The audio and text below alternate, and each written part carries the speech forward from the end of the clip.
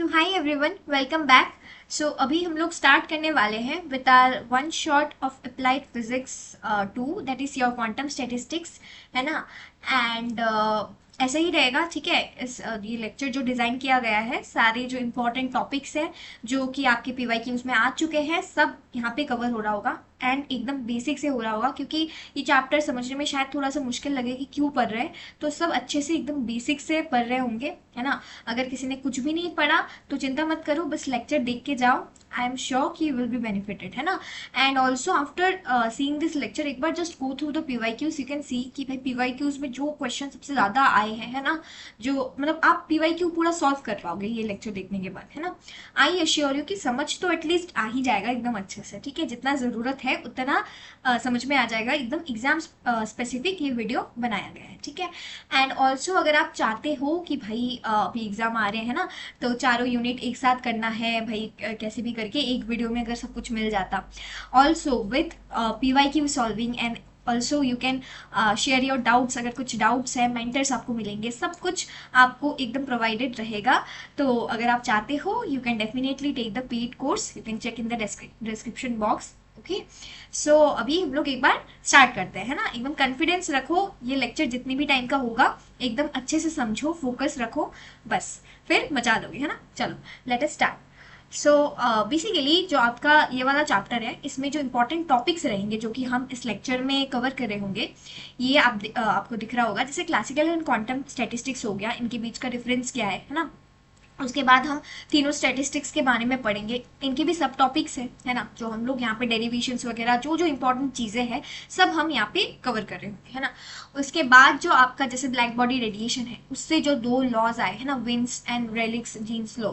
उसके बाद आपका जो प्लैंक्स रेडिएशन लॉ है ना, जो कि रेक्टिफिकेशन लॉ है, ठीक है। उसके बाद आपका फ्री इलेक्ट्रॉन थ्योरी हो गया, यहाँ पे प्लैंक्स रेडिएशन लॉ का डेरिवेशन सब कुछ हो रहा होगा। उसके बाद आपका फर्मी एनर्जी का डेरिवेशन, है ना। तो यहाँ पे हम लोग सब आराम आराम से समझते हुए चलेंगे, ठीक है। सो सबसे पहले बेसिकली मतलब चैप्टर स्टार्ट करने से पहले मैं बोल देती हूँ, एक्चुअली मैंने ये पूरा लेक्चर ऑलरेडी रिकॉर्ड कर चुकी थी। मैंने ऑलमोस्ट 2 आवर्स का, 1.5 आवर्स का लेक्चर था एंड पूरा मैंने रिकॉर्ड कर लिया था। उसके बाद I was just about to upload and that time I saw कि भाई आवाज़ ही नहीं आई है।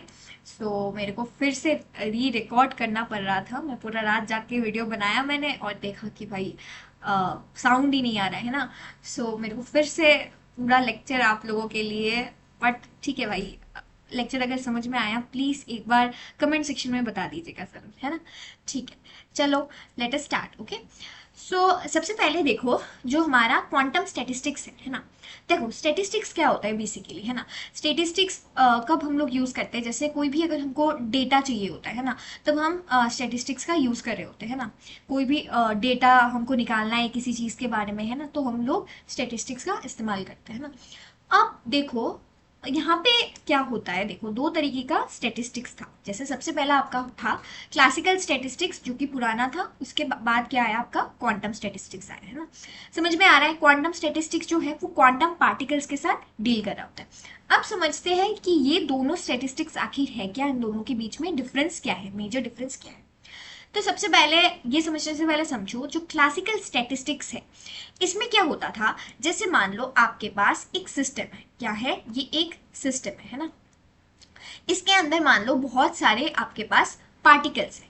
अब अगर मैं बोल दूं कि भाई इस पार्टिकल का नाम है ए एंड इस पार्टिकल का नाम है बी एंड इस पार्टिकल का नाम है C and also they are separated from each other काफी डिस्टेंस में, ठीक है।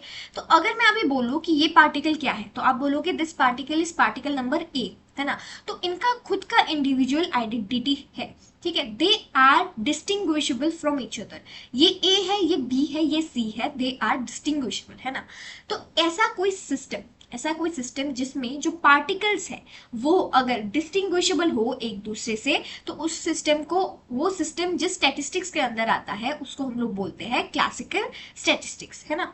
अभी अगर मैं क्या करूं, इस ए को उठा के इधर रख, मतलब कि अगर मैं ऐसा करूं कि क्या करती हूँ, मैं इस ए को उठा के, मान लो इस ए को यहाँ से हटा के मैं यहाँ पे सी ले आती हूँ, यहाँ पे ए ले आती हूँ, अगर मैं ऐसा करती हूँ तो क्या होगा, तो देखो अभी जो कन्फिगरेशन है वो चेंज हो गया, अभी क्या आ गया, अभी सी बी ए हो गया, पहले क्या था ए बी सी हो गया।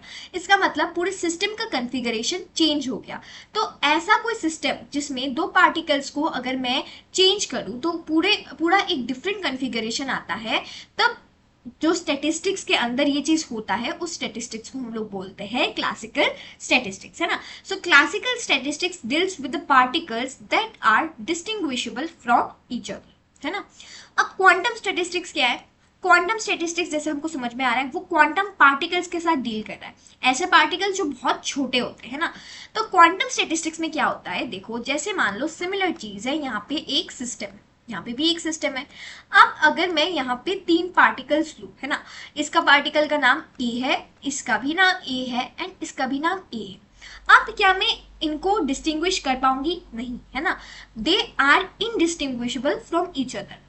ऑल्सो अगर मैं इसका कन्फिगरेशन अभी चेंज कर लूँ, मतलब कि इस ए को उठा के मैं इधर ले आऊँ और इस ए को उठा के मैं इधर ले आऊँ, तो there will be no change in configuration, है ना, ए ही रहेगा, है ना।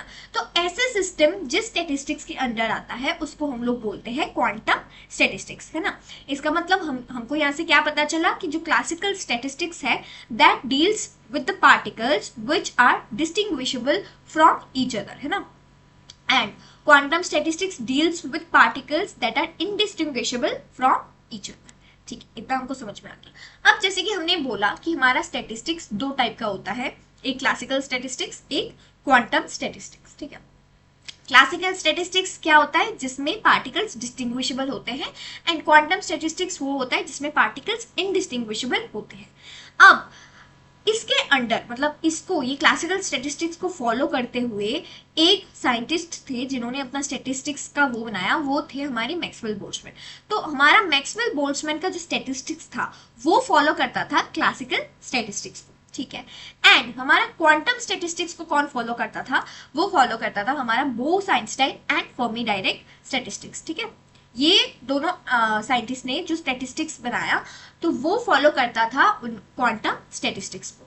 अब एग्जांपल्स, जैसे यहाँ पे क्लासिकल स्टेटिस्टिक्स को जो फॉलो करता था उसका अगर एग्जाम्पल दूं मैं, तो वो है हमारा गैस मॉलिक्यूल, है ना, जो कि कुछ एक दूसरे से डिस्टिंग्विशेबल है। पर अगर मैं quantum statistics, obviously quantum particles होंगे, जैसे कि फोटॉन्स हो गए in case of Bose Einstein and electrons हो गए in case of Fermi direct. इतना समझ में आ गया, ठीक है। ये इन अ नटशेल था। अब देखो एक क्वेश्चन आपसे पूछा जाता है काफी बार कि क्वांटम स्टेटिस्टिक्स और क्लासिकल स्टेटिस्टिक्स में डिफरेंस क्या है ना, तो ये आप कर लोगे। इसके बाद देखो सिस्टम, है ना, सिस्टम क्या होता है, देखो दो तरीके का सिस्टम होता है, अभी मैंने थोड़ी देर बाद पहले सिस्टम की बात की थी, है ना। तो दो तरीके का सिस्टम होता है, एक सिस्टम में मेरे पार्टिकल्स क्या होते हैं, रेस्ट में होते हैं, इसको हम लोग बोल देते हैं स्टैटिक सिस्टम। और अगर इस सिस्टम में जो पार्टिकल्स है वो अगर मोशन में हुए तो उसको हम बोल देंगे कि ये एक डायनेमिक सिस्टम है।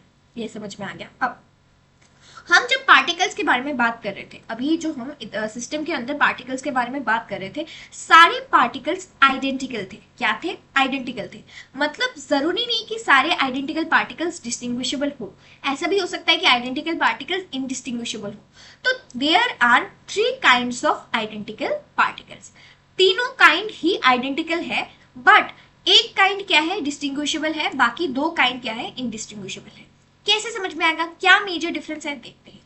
जो सबसे पहला काइंड ऑफ आइडेंटिकल पार्टिकल्स है वो क्या है, they are of any spin. क्या है यहाँ पे difference, difference is in spin. जब हम लोग एटॉमिक स्टेट पढ़ते थे, इलेक्ट्रॉन्स का स्पिन नंबर पढ़ते थे ना, जैसे -½ हो गया, +½ हो गया, this are what, this are spin, है ना। तो सबसे पहला जो टाइप है वो क्या है, ऐसे पार्टिकल्स जो आइडेंटिकल तो है but they are of any spin, ठीक है, no matter what, they are of any spin but they are so much separated in the assembly that it can be distinguished, है ना, दोनों can be distinguished from one another। जैसे examples हो गए हमारे molecules of the gas, है ना, ये क्या है, हमारे डिस्टिंग्विशेबल होते हैं।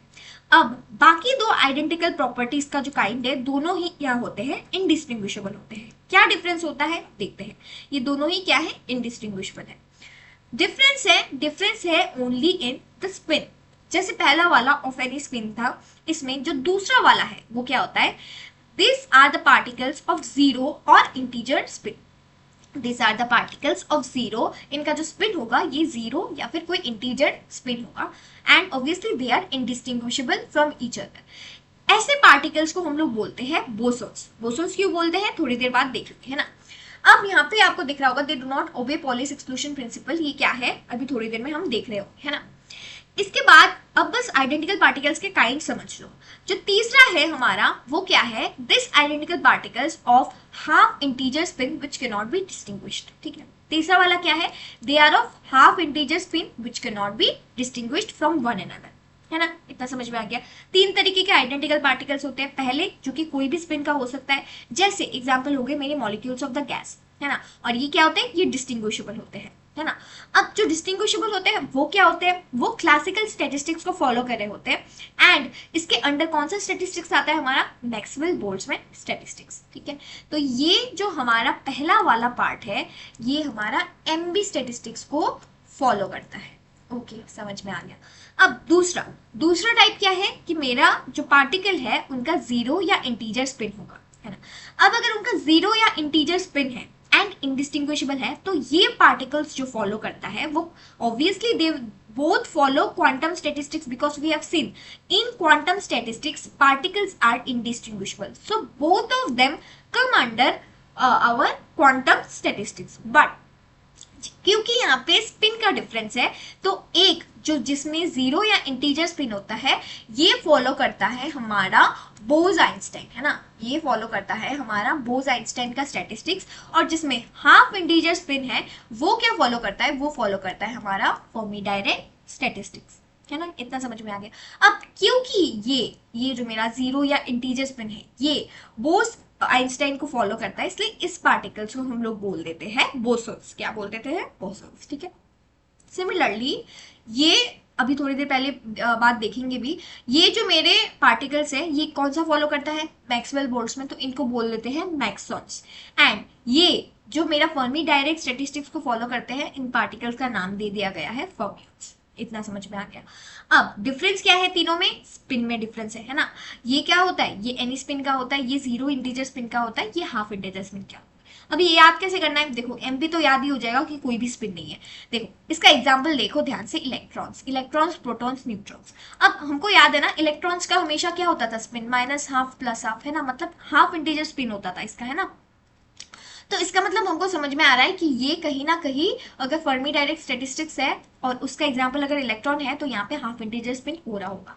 इसमें क्या है, इसमें मेरा जीरो और इंटीजर स्पिन, और इसमें कोई भी स्पिन चलता है ना। इतना समझ में आ गया। अब हम लोग क्या करना, ये क्यों पढ़ रहे हैं हम लोग, है ना। अब हम लोग चाहते हैं कि भाई एक सिस्टम में, कोई भी एक सिस्टम में अगर हमको पार्टिकल्स को डिस्ट्रीब्यूट करना है, पार्टिकल्स की डिस्ट्रीब्यूशन को देखना है कि पार्टिकल्स कैसे डिस्ट्रीब्यूटेड है इन ए सिस्टम, तो हम लोग तीन तरीके के डिस्ट्रीब्यूशन को पढ़ते हैं। सबसे पहला हमारा मैक्सवेल बोल्ट्जमैन जो कि हमारे क्लासिकल स्टैटिस्टिक्स को फॉलो करता है, और बाकी दो हमारे क्या हो गए, बोस आइंस्टाइन और फर्मी डायरेक्ट जो कि क्वांटम स्टैटिस्टिक्स को फॉलो करते हैं। अब इतनी बार बोलती जाऊंगी ना कि ये ऑटोमेटिकली याद आ जाएगा कि कौन सा किसको फॉलो करना है ना। तो ये मेरे क्या हो गए, Maxwell Boltzmann classical statistics distinguishable, okay. बाकी दोनों क्या हो गए मेरे, इनडिस्टिंग्विशेबल, है ना। उसमें भी स्पिन का डिफरेंस है दोनों में, एक का जिसका जीरो या फिर इंटीजर स्पिन है वो क्या हो गए मेरे, बोस आइंस्टाइन, है ना, और एक का जिसमें आपका हाफ इंटीजर स्पिन है वो क्या हो गए मेरे, फर्मी डायरेक्ट, ठीक है। समझ में आ गया, क्लियर है आई थिंक। ये दोनों क्या करते हैं, ये दोनों हमारा क्वांटम स्टैटिस्टिक्स को फॉलो करता है और ये मेरा क्लासिकल स्टैटिस्टिक्स को फॉलो करता है ना। आई होप ये आराम से समझ में आ गया होगा। अब इन तीनों डिस्ट्रीब्यूशन को अच्छे से डिटेल में समझने से पहले आपको कुछ डेफिनेशन समझना जरूरी है ना। तो देखते हैं क्या डेफिनेशन है। सबसे पहला है हमारा microstate.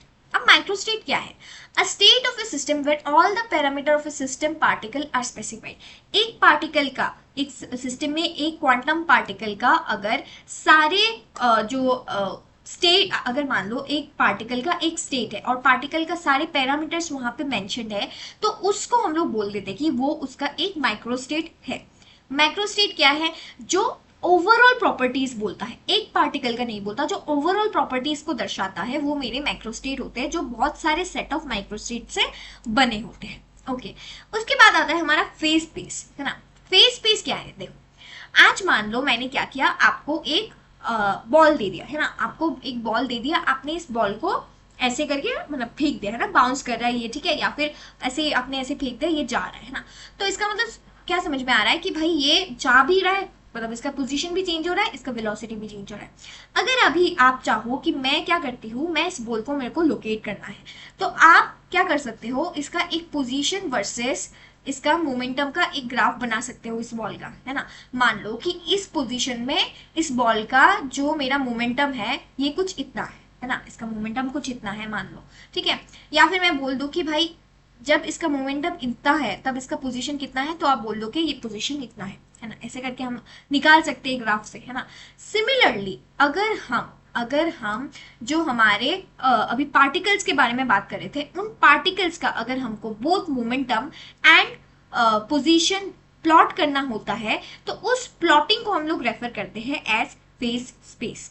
Phase space refers to the plotting of both particle momentum, particle का मोमेंटम एंड पार्टिकल का position on a two dimensional graph. अब क्योंकि हमारा जो पार्टिकल होता है वो थ्री डायमेंशनल होता है ना, तो इसीलिए हम लोग क्या करते हैं, हम लोग जो हमारे पार्टिकल के लिए जो ग्राफ प्लॉट करते हैं उसमें हम तीनों डायमेंशन लेते हैं of position, and with respect to this हम पी एक्स मतलब जो एक्स पोजीशन का मोमेंटम है and P Y and P Z तीनों डायमेंशन का मोमेंटम लेते हैं, ठीक है। इसका मतलब आपको समझ में आ रहा है, 3 + 3 ये एक 6 डायमेंशनल हो गया, है ना।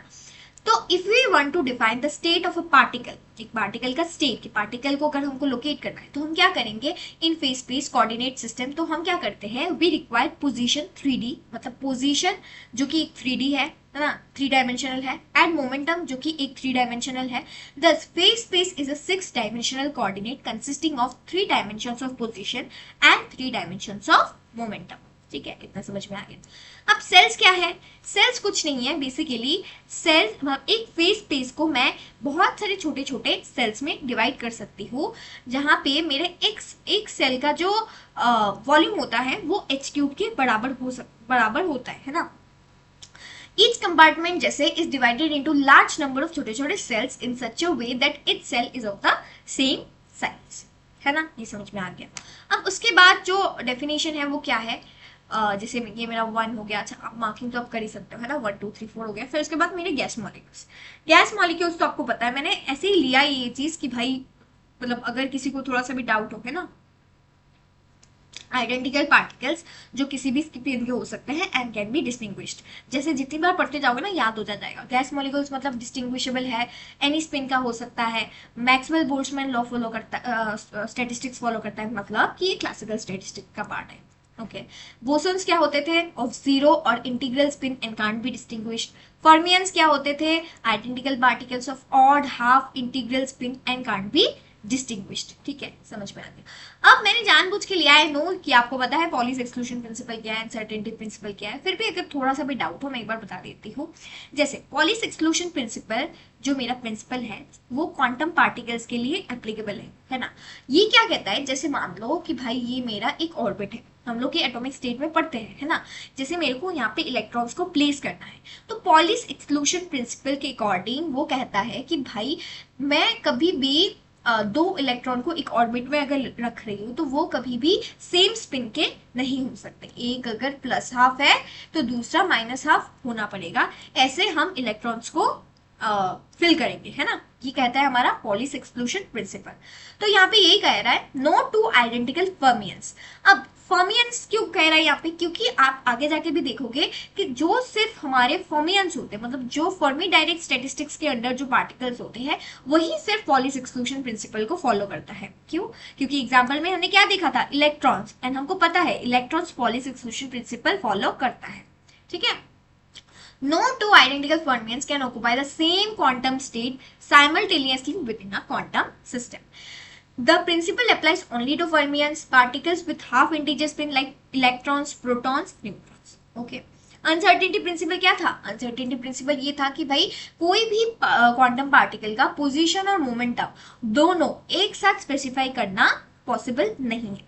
अब अनसर्टेनिटी प्रिंसिपल को बहुत ही एक अच्छे रियल लाइफ एग्जांपल से मैंने समझाया था, वो क्या कहते हैं यूनिट 1 में, तो वो आप डेफिनेटली एक बार देखना, है ना, रेफर कर सकते हो, ठीक है। इसके बाद क्या है मेरा, इसके बाद एक सेकेंड, इसके बाद हमारे तीनों स्टेटिस्टिक्स शुरू होते हैं। सबसे पहला है हमारा मैक्सवेल बोल्ट्जमैन स्टेटिस्टिक्स। अब मैक्सवेल बोल्ट्जमैन स्टेटिस्टिक्स क्या कहता है, ध्यान से देखो। Maxwell Boltzmann statistics describes the distribution of particles over various energy states in a classical ideal gas, है ना। मैक्सवेल बोल्ट्जमैन स्टेटिस्टिक्स जो होता है इसका एग्जांपल क्या होता है हमारा, जैसे मॉलिक्यूल्स ऑफ गैस, है ना। तो ऐसे सिस्टम में पार्टिकल्स का डिस्ट्रीब्यूशन कैसा है, ये हमारा मैक्सवेल बोल्ट्जमैन स्टेटिस्टिक्स बोलता है। अब मैक्सवेल बोल्ट्जमैन स्टैटिस्टिक्स क्या क्या अज्यूम करता है, इसके क्या क्या एजम्पशंस है देखते हैं। Particles are known as maxons, है ना। मैक्सवेल बोल्ट्जमैन है तो obviously they will be known as maxons, है ना। And an identical and distinguishable particles of any spin, ये भी हमको पता है ये क्या होता है, डिस्टिंग्विशेबल होते हैं और आइडेंटिकल तो सारे ही होते हैं। ओके उसके बाद क्या है, दे आर डिस्टिंग्विशेबल बिकॉज, अब डिस्टिंग्विशेबल क्यों होते हैं वो, because they have specified position and momentum. इनका क्या होता है, स्पेसिफाइड पोजीशन एंड मोमेंटम दोनों को ही हम साइमल्टेनियसली निकाल सकते हैं, जो कि अनसर्टेनिटी प्रिंसिपल से हम लोग नहीं निकाल पाते थे फॉर क्वांटम पार्टिकल्स, बट यहाँ पे we can specify both position and momentum of this particles, that's why they are distinguishable. Okay इसके बाद there is no quantum effect, obviously it is applicable to classical statistics, तो obviously there will be no क्या कहते हैं quantum effect, है ना। Okay that is not significant at low temperature और high densities, है ना। ओके इसके बाद क्या है, doesn't obey uncertainty principle and polish exclusion principle. ये जो मेरा क्लासिकल स्टैटिस्टिक्स का है वो दोनों ही प्रिंसिपल को फॉलो नहीं करता, that is are Maxwell Boltzmann statistics. उसके बाद if there are two particles, मान लो मेरे पास दो पार्टिकल्स है P और Q, अब इनको मैं कैसे अरेंज कर सकती हूँ, है ना, इन स्टेट्स, ठीक है। जैसे मान लो टू स्टेट्स है A और B, है ना। अब मैं उनको चार तरीके से वो कर सकती हूँ, कैसे देखते हैं। जैसे मान लो ये मेरा AB स्टेट हो गया, A, कैसे चार तरीके से। एक बार तो मैं क्या करूंगी, P को स्टेट A में लिख लूंगी और क्या कहते हैं Q को स्टेट B में, फिर मैं क्या करूंगी Q को स्टेट A में और P को स्टेट B में, है ना। इसके बाद मैं क्या करूंगी P Q दोनों को ही मैं स्टेट A में लिख लूंगी, दोनों को मैं लिख सकती हूँ, है ना।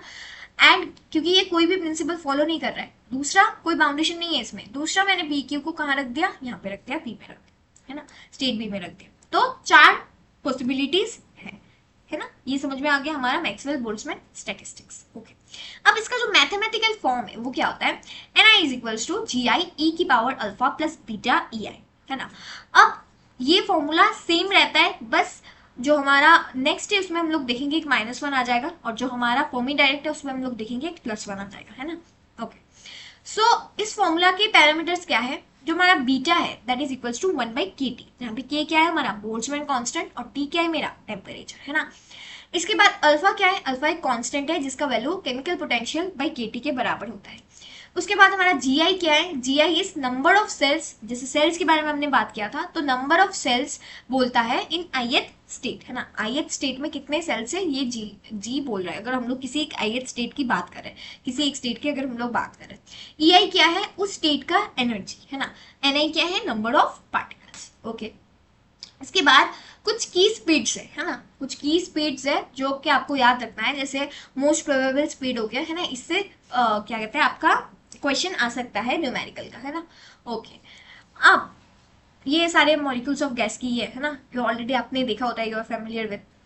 उसके बाद आता है हमारा बोस-आइंस्टाइन का स्टैटिस्टिक्स। अब ये भी सेम है, अब इसमें क्या एजम्पशंस है देखते हैं ना, इसमें क्या एग्जाम्पशंस है, जैसे दिस पार्टिकल सबसे पहले do not obey the Pauli's exclusion principle, ये पॉलिस एक्सक्लूजन प्रिंसिपल को फॉलो नहीं करता, बट जस्ट ये एक स्टेप आगे आया, ये अनसर्टेनिटी प्रिंसिपल को फॉलो करता है, बट पॉलिस एक्सक्लूजन प्रिंसिपल को ये फॉलो नहीं करता, है ना।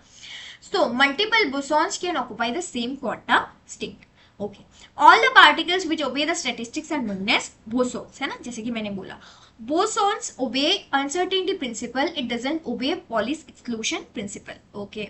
इसके बाद क्या है, size of cell can be less than h3, है ना, जैसे कि मैंने बोला h3 होता है सेल का साइज। इसके बाद क्या है, द वेव फंक्शन, क्या लिखा है, the wave function representing boson do overlap slightly and are symmetric. अब वेव फंक्शन क्या होता है, जैसे कि पार्टिकल का वेव फंक्शन हमने यूनिट 1 में पढ़ा होता है ना। तो अगर मैं मान लो मेरा दो पार्टिकल है 1 एंड 2, अगर मैं इनका पोजीशन को ओरिएंटेशन को चेंज कर लूँ और मैं 2 1 कर लूँ, तब भी अगर मेरा वेव फंक्शन का वैल्यू बराबर आए, तो ऐसे वेव फंक्शन को हम बोलते हैं कि भाई दीज आर सिमेट्रिक, है ना। एसिमेट्रिक क्या हो जाएगा, एसिमेट्रिक क्या हो जाएगा कि जब हमारा, अगर मैं दो पार्टिकल को चेंज करूं और अगर मेरा जो वैल्यू आए वो negative of that value that is coming from 1 2, अगर मैं अगर वेव फंक्शन निकालू दो पार्टिकल का 1 एंड 2, वो अगर नेगेटिव आ जाए, जब मैं ओरिएंटेशन को चेंज कर रही हूँ दो पार्टिकल्स को, जब मैं रिवर्स कर रही हूँ, तब ऐसे वेव फंक्शन को हम बोल देंगे एसिमेट्रिक वेव फंक्शन। इसके बाद क्या है, एनर्जी स्टेट्स आर डिस्क्रीट, है ना। एक चीज याद रखना, ये आगे भी जाके काम में आएगा, जो हमारा क्लासिकल थ्योरी था ना, वो हमेशा बोलता था कि जो एनर्जी है वो क्या है, वो कॉन्टिन्यूस है। ये कौन बोलता था, हमारा क्लासिकल स्टैटिस्टिक्स। बट हमारा जो क्वांटम स्टैटिस्टिक्स है वो बोलता है कि जो हमारा एनर्जी है वो क्या है, वो डिस्क्रीट है। अब डिस्क्रीट का मतलब क्वांटाइज्ड है ना। जैसे डिफरेंट डिफरेंट एनर्जी लेवल्स का अगर मैं वैल्यूज निकालूं तो डिफरेंट डिफरेंट वैल्यूज आएंगे, तो मैं जैसे कुछ फिक्स्ड वैल्यूज आएंगे ना, कुछ फिक्स्ड वैल्यूज आएंगे, अलग अलग वैल्यूज आएंगे, है ना। ऐसा नहीं कि सबका एनर्जी सेम होगा, जो कि क्लासिकल स्टैटिस्टिक्स में होता था। एनर्जी जो होता था वो कंटिन्यूस होता था, मतलब सबका एनर्जी सेम। बट ऐसा क्वांटम स्टैटिस्टिक्स में नहीं होगा, है ना। तो मतलब अब हम लोग क्या पढ़ रहे हैं, हम लोग बोज आइंस्टाइन स्टैटिस्टिक्स पढ़ रहे हैं, जो कि एक क्वांटम स्टैटिस्टिक्स है ना। क्वांटम स्टैटिस्टिक्स के अंदर आता है, तो energy states are discrete. Bose-Einstein statistics is applicable to number of particles with integral speed, है ना। Angular momentum is a unit of h by 2 pi। ऐसे particles जिनका angular momentum h by 2 pi के यूनिट में आता है। Okay, उसके बाद इसका मैथमेटिकल फॉर्म क्या है, ni is equals to gi e की power alpha plus beta ei minus 1, है ना। इसका फॉर्मूला क्या है, ni equals to gi e की power alpha plus beta ei minus 1। यहाँ पे देखो एक माइनस 1 आ गया। ओके, इसके बाद क्या है देखो, application, it is use to derive Planck's black body radiation formula. ठीक है, ये किस लिए यूज होता है, it is use to define Planck's black body radiation formula. अभी हम लोग थोड़ी देर बाद देखेंगे Planck's black body radiation formula पूरा डिराइव करेंगे, है ना। तो तब आपको दिखेगा कि इसका काफी योगदान है, इसको यूज करके ही हम लोग ये चीज को डिराइव करेंगे। ओके, इसके बाद क्या है देखो, एक चीज मैंने बस ऐसे लिख लिया जानने के लिए कि जैसे ही मेरा टी टेम्परेचर जब 0 की तरफ टेंड करता है, तब क्या होता है, macroscopic number of bosons collapse कर जाता है into the lowest energy state. इस फेनोमेनन को हम लोग बोल देते हैं बोस-आइंस्टाइन का कंडेंसेशन। बस इतना ही जानना है। उसके बाद देखो क्या है हमारा फर्मी डायरेक्ट, है ना। फर्मी डायरेक्ट स्टैटिस्टिक्स क्या होता है, ये भी इंडिस्टिंग्विशेबल पार्टिकल्स को बोलता है, बट डिफरेंस क्या है, हाफ इंटीजर स्पिन होता है इनका, है ना। This are called fermions. All the particles which obey Fermi direct statistics are known as fermions. Fermions obey both uncertainty principle and Pauli's exclusion principle. पहला वाला कुछ भी नहीं करता था, दूसरा वाला सिर्फ uncertainty करता था, तीसरा वाला दोनों को करता है। They have asymmetric wave function। जैसे हमने बोला, इनका जो wave function होता है वो asymmetric होता है। ओके, इसके बाद इसका जो मैथमेटिकल फॉर्म है वो क्या है देखो, बस यहाँ पे आपको +1 लगाना है ना, लगा देना है, दैट्स इट, है ना।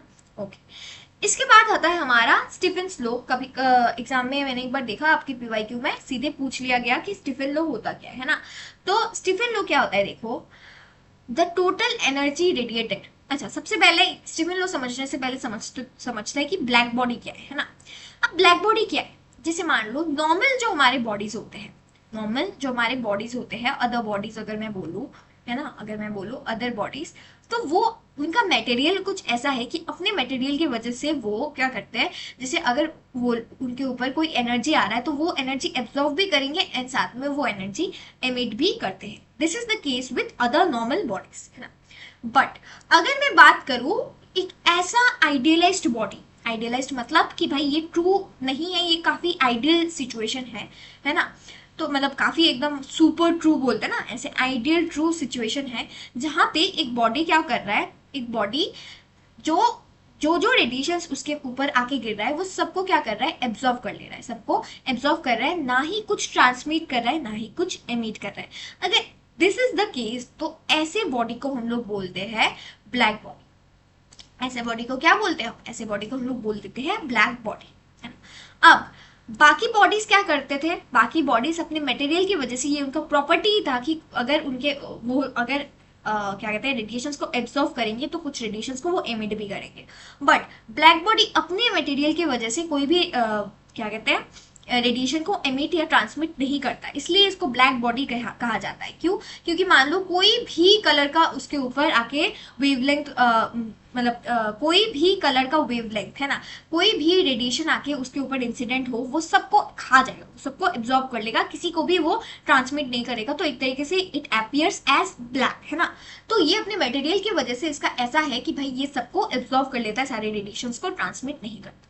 पर अगर मैं क्या करूं, अगर मैं इसको एक्सटर्नल एनर्जी प्रोवाइड करूं, मतलब अगर मैं इसको गर्म कर दूं, इसको क्या कर दूं, मैं गर्म कर दूं, मैं इसको क्या प्रोवाइड कर रही हूँ, टेम्परेचर। मान लो कि इसका टेम्परेचर बढ़ा रही हूँ, है ना, इसका टेम्परेचर बढ़ा रही हूँ। इसको टेम्परेचर बढ़ाना मतलब एक काइंड ऑफ मैं इसको एनर्जी सप्लाई कर रही हूँ, है ना, इसको हीट कर दूं मैं, तब देखा गया कि भाई ये एनर्जी एमिट कर रहा है ना। तो ये डिफरेंस समझना बहुत जरूरी है कि अदर बॉडीज जो होते हैं वो अपने मटेरियल की वजह से एनर्जी एब्जॉर्व भी करते हैं, एमिट भी करते हैं, बट ब्लैक बॉडी अपने मटेरियल की वजह से सिर्फ एब्जॉर्व करता है, एमिट नहीं करता। पर अगर मैं इसको कुछ एक्सटर्नल एनर्जी प्रोवाइड कर दूं, मान लो इसके टेम्परेचर बढ़ा दिया, तो जाके वो एनर्जी एमिट करेगा, है ना। अब जब वो रेडिएशंस एमिट करेगा, तो जो रेडिएशंस, मान लो ये क्या कर रहा है, रेडिएशंस को एमिट कर रहा है ना, क्यों? क्योंकि इसको मैंने एनर्जी प्रोवाइड किया। तो अब जो मेरे रेडिएशंस एमिट हुए, है ना, by the black body, this is known as my black body radiation. और इन ब्लैक बॉडी रेडिएशंस का अगर डिस्ट्रीब्यूशन समझना है तो हम क्या करते हैं, जो डिस्ट्रीब्यूशन ब्लैक बॉडी रेडिएशंस का होता है उनको एक स्पेक्ट्रम में समझते हैं, जिसका नाम होता है हमारा ब्लैक बॉडी स्पेक्ट्रम, है ना। तो यही यहाँ पे लिखा है, a black body is an idealized physical object that absorbs all electromagnetic radiation falling on it regardless of frequency और एंगल ऑफ इंसिडेंस, किसी पे भी इसको फर्क नहीं पड़ता। इट डज नॉट रिफ्लेक्ट और transmit any radiation, when heated it emits radiation known as black body radiation. When heated, क्या लिखा है, व्हेन हीटेड ये रेडिएशन एमिट करता है, जिसको ब्लैक बॉडी रेडिएशन बोलते हैं। This emission is purely due to its temperature and not its material, as I said. Since it neither transmits any radiation, it appears black, है ना। Whatever the color of the incident radiation may be, कोई भी colour का incident radiation हो, ये सबको खा जाता है, ऐसा सब। ठीक है, अब आते हैं हमारे स्टीफन लॉ। स्टीफन लॉ क्या होता है, the total energy radiated per unit surface area of a black body पर यूनिट वॉल्यूम। मान लो कि ये मेरा क्या है, ब्लैक बॉडी है। अब इस पूरे ब्लैक बॉडी का अगर मैं यूनिट एरिया ले लूँ, सिर्फ ये एरिया जिसका 1 मीटर स्क्वायर, मान लो ये यूनिट एरिया मैंने लिया, है ना, या फिर मैंने यूनिट वॉल्यूम लिया इसका, है ना। अगर ये वॉल्यूम का भी मैं बात कर रही हूँ तो मान लो मैं 1 मीटर क्यूब इसका वॉल्यूम ले रही हूँ, है ना, यूनिट वॉल्यूम लूँ, ठीक है, या फिर मैं इसका अगर यूनिट एरिया लूँ, है ना। यूनिट एरिया लेने के बाद मैं देखती हूँ कि ये जो मेरा शेडेड पोर्शन है, यहाँ से कितना रेडिएशन या फिर कितना एनर्जी ये रेडिएट कर रहा है ना, कितना एनर्जी ये रेडिएट कर रहा है, कब, इन 1 सेकेंड, इन 1 सेकेंड। तो उस एनर्जी को हम लोग बोलते हैं कि जो एनर्जी वो रेडिएट करता है, that is proportional to the 4th power of the absolute temperature. As we can see, जब हम लोग टेम्परेचर बढ़ाएंगे, है ना, जब हम लोग क्या करेंगे, टेम्परेचर बढ़ाएंगे तो रेडिएशन बढ़ेगा। क्यों? क्योंकि हमने देखा कि एक ब्लैक बॉडी अपने मटेरियल की वजह से कभी एमिट नहीं करता रेडिएशन। वो कब करता है, अगर मैं उसको हीट करूं। तो ऑब्वियसली मैं इसको जितना ज्यादा हीट करूंगी, जितना ज्यादा मैं इसका टेम्परेचर बढ़ाऊंगी, इतना ज्यादा वो रेडिएशन इमिट करेगा, है ना। तो ये जो इमिट हो रहा है ना इन 1 second by its 1 unit area, उसको उस एनर्जी जो एमिट हो रहा है वो कितना है, तो उसको समझाने के लिए स्टीफन ने एक लॉ दिया कि भाई हमको पता है कि वो टेम्परेचर बढ़ने से बढ़ेगा, डायरेक्टली प्रोपोर्शनल भी है, वी नो, बट कितना है। तो इसीलिए स्टीफन ने एक लॉ दिया कि total energy emitted per unit surface area, इसके सरफेस एरिया का एक यूनिट से जितना एनर्जी एमिट हो रहा है इन 1 सेकेंड, वो energy is proportional to the 4th power of the absolute temperature. समझ में आ गया, है ना। तो we can say E is directly proportional to T की पावर 4, ठीक है।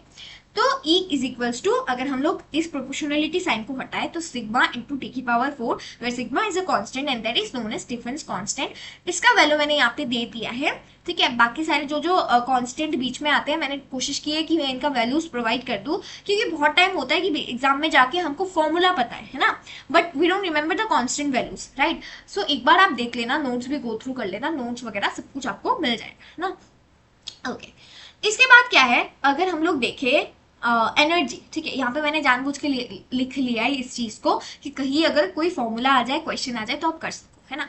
एनर्जी को हम लोग क्या लिख सकते हैं, heat per unit area per unit time, है ना।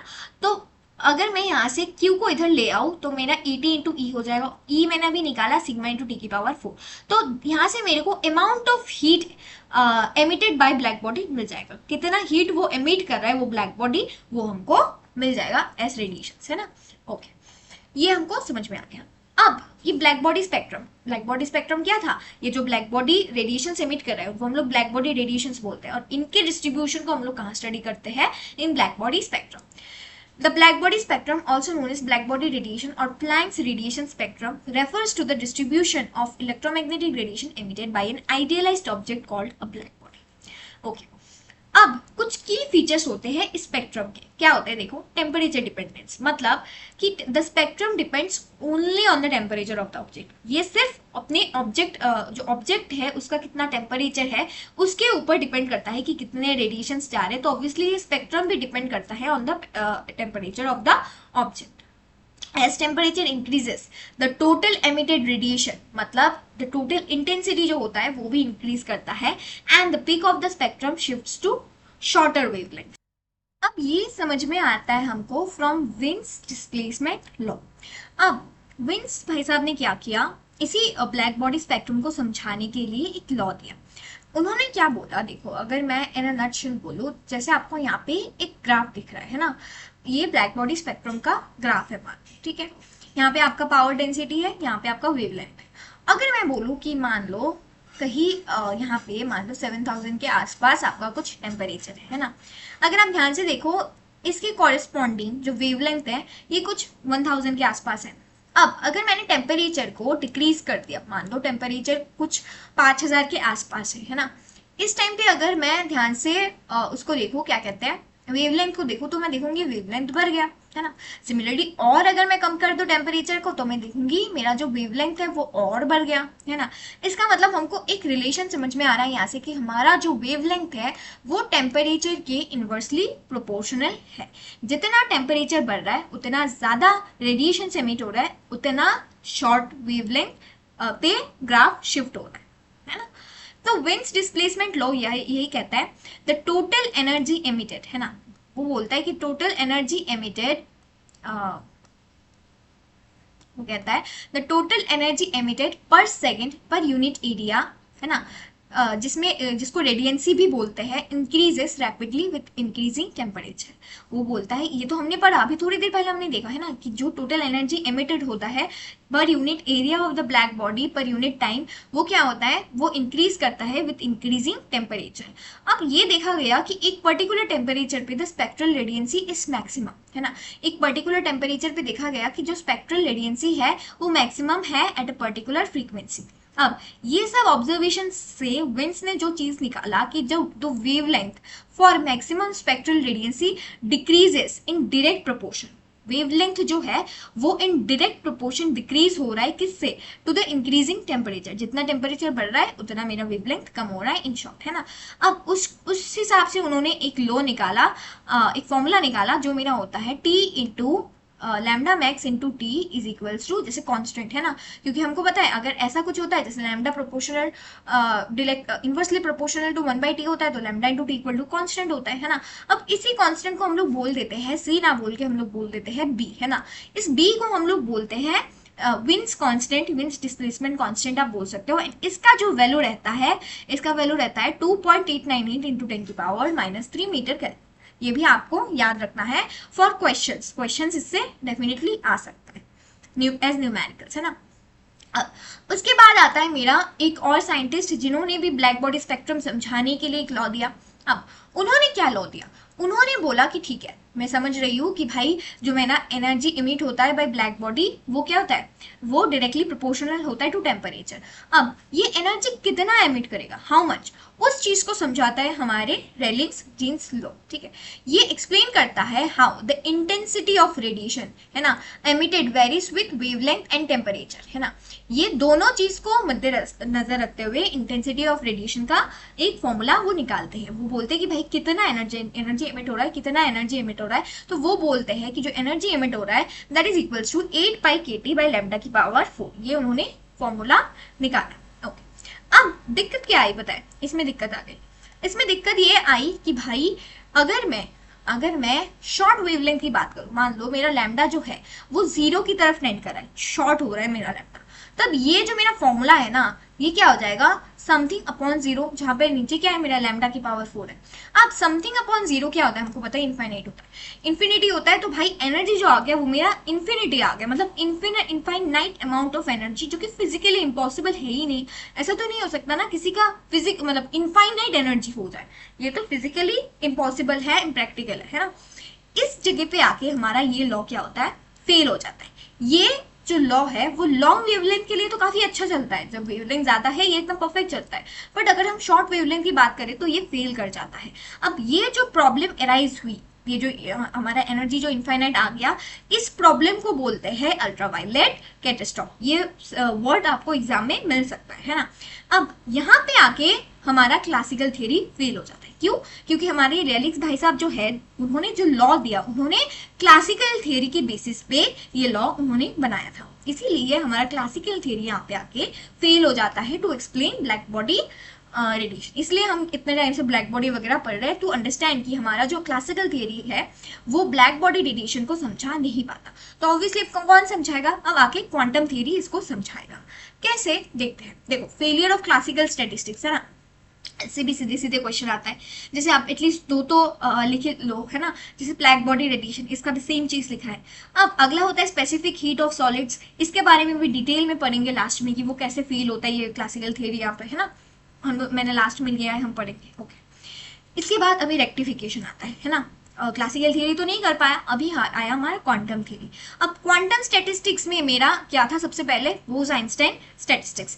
इसके मदद से हम लोग देखेंगे कि हमारा जो ब्लैक बॉडी रेडिएशन है उसको समझाया किसने, क्या कहते हैं, प्लैंक्स ने। अब प्लैंक्स ने क्या किया, प्लैंक्स ने बोस-आइंस्टाइन का जो स्टैटिस्टिक्स है, मतलब जो क्वांटम स्टैटिस्टिक्स है, उसको अप्लाई करके उन्होंने ब्लैक बॉडी रेडिएशन को समझा।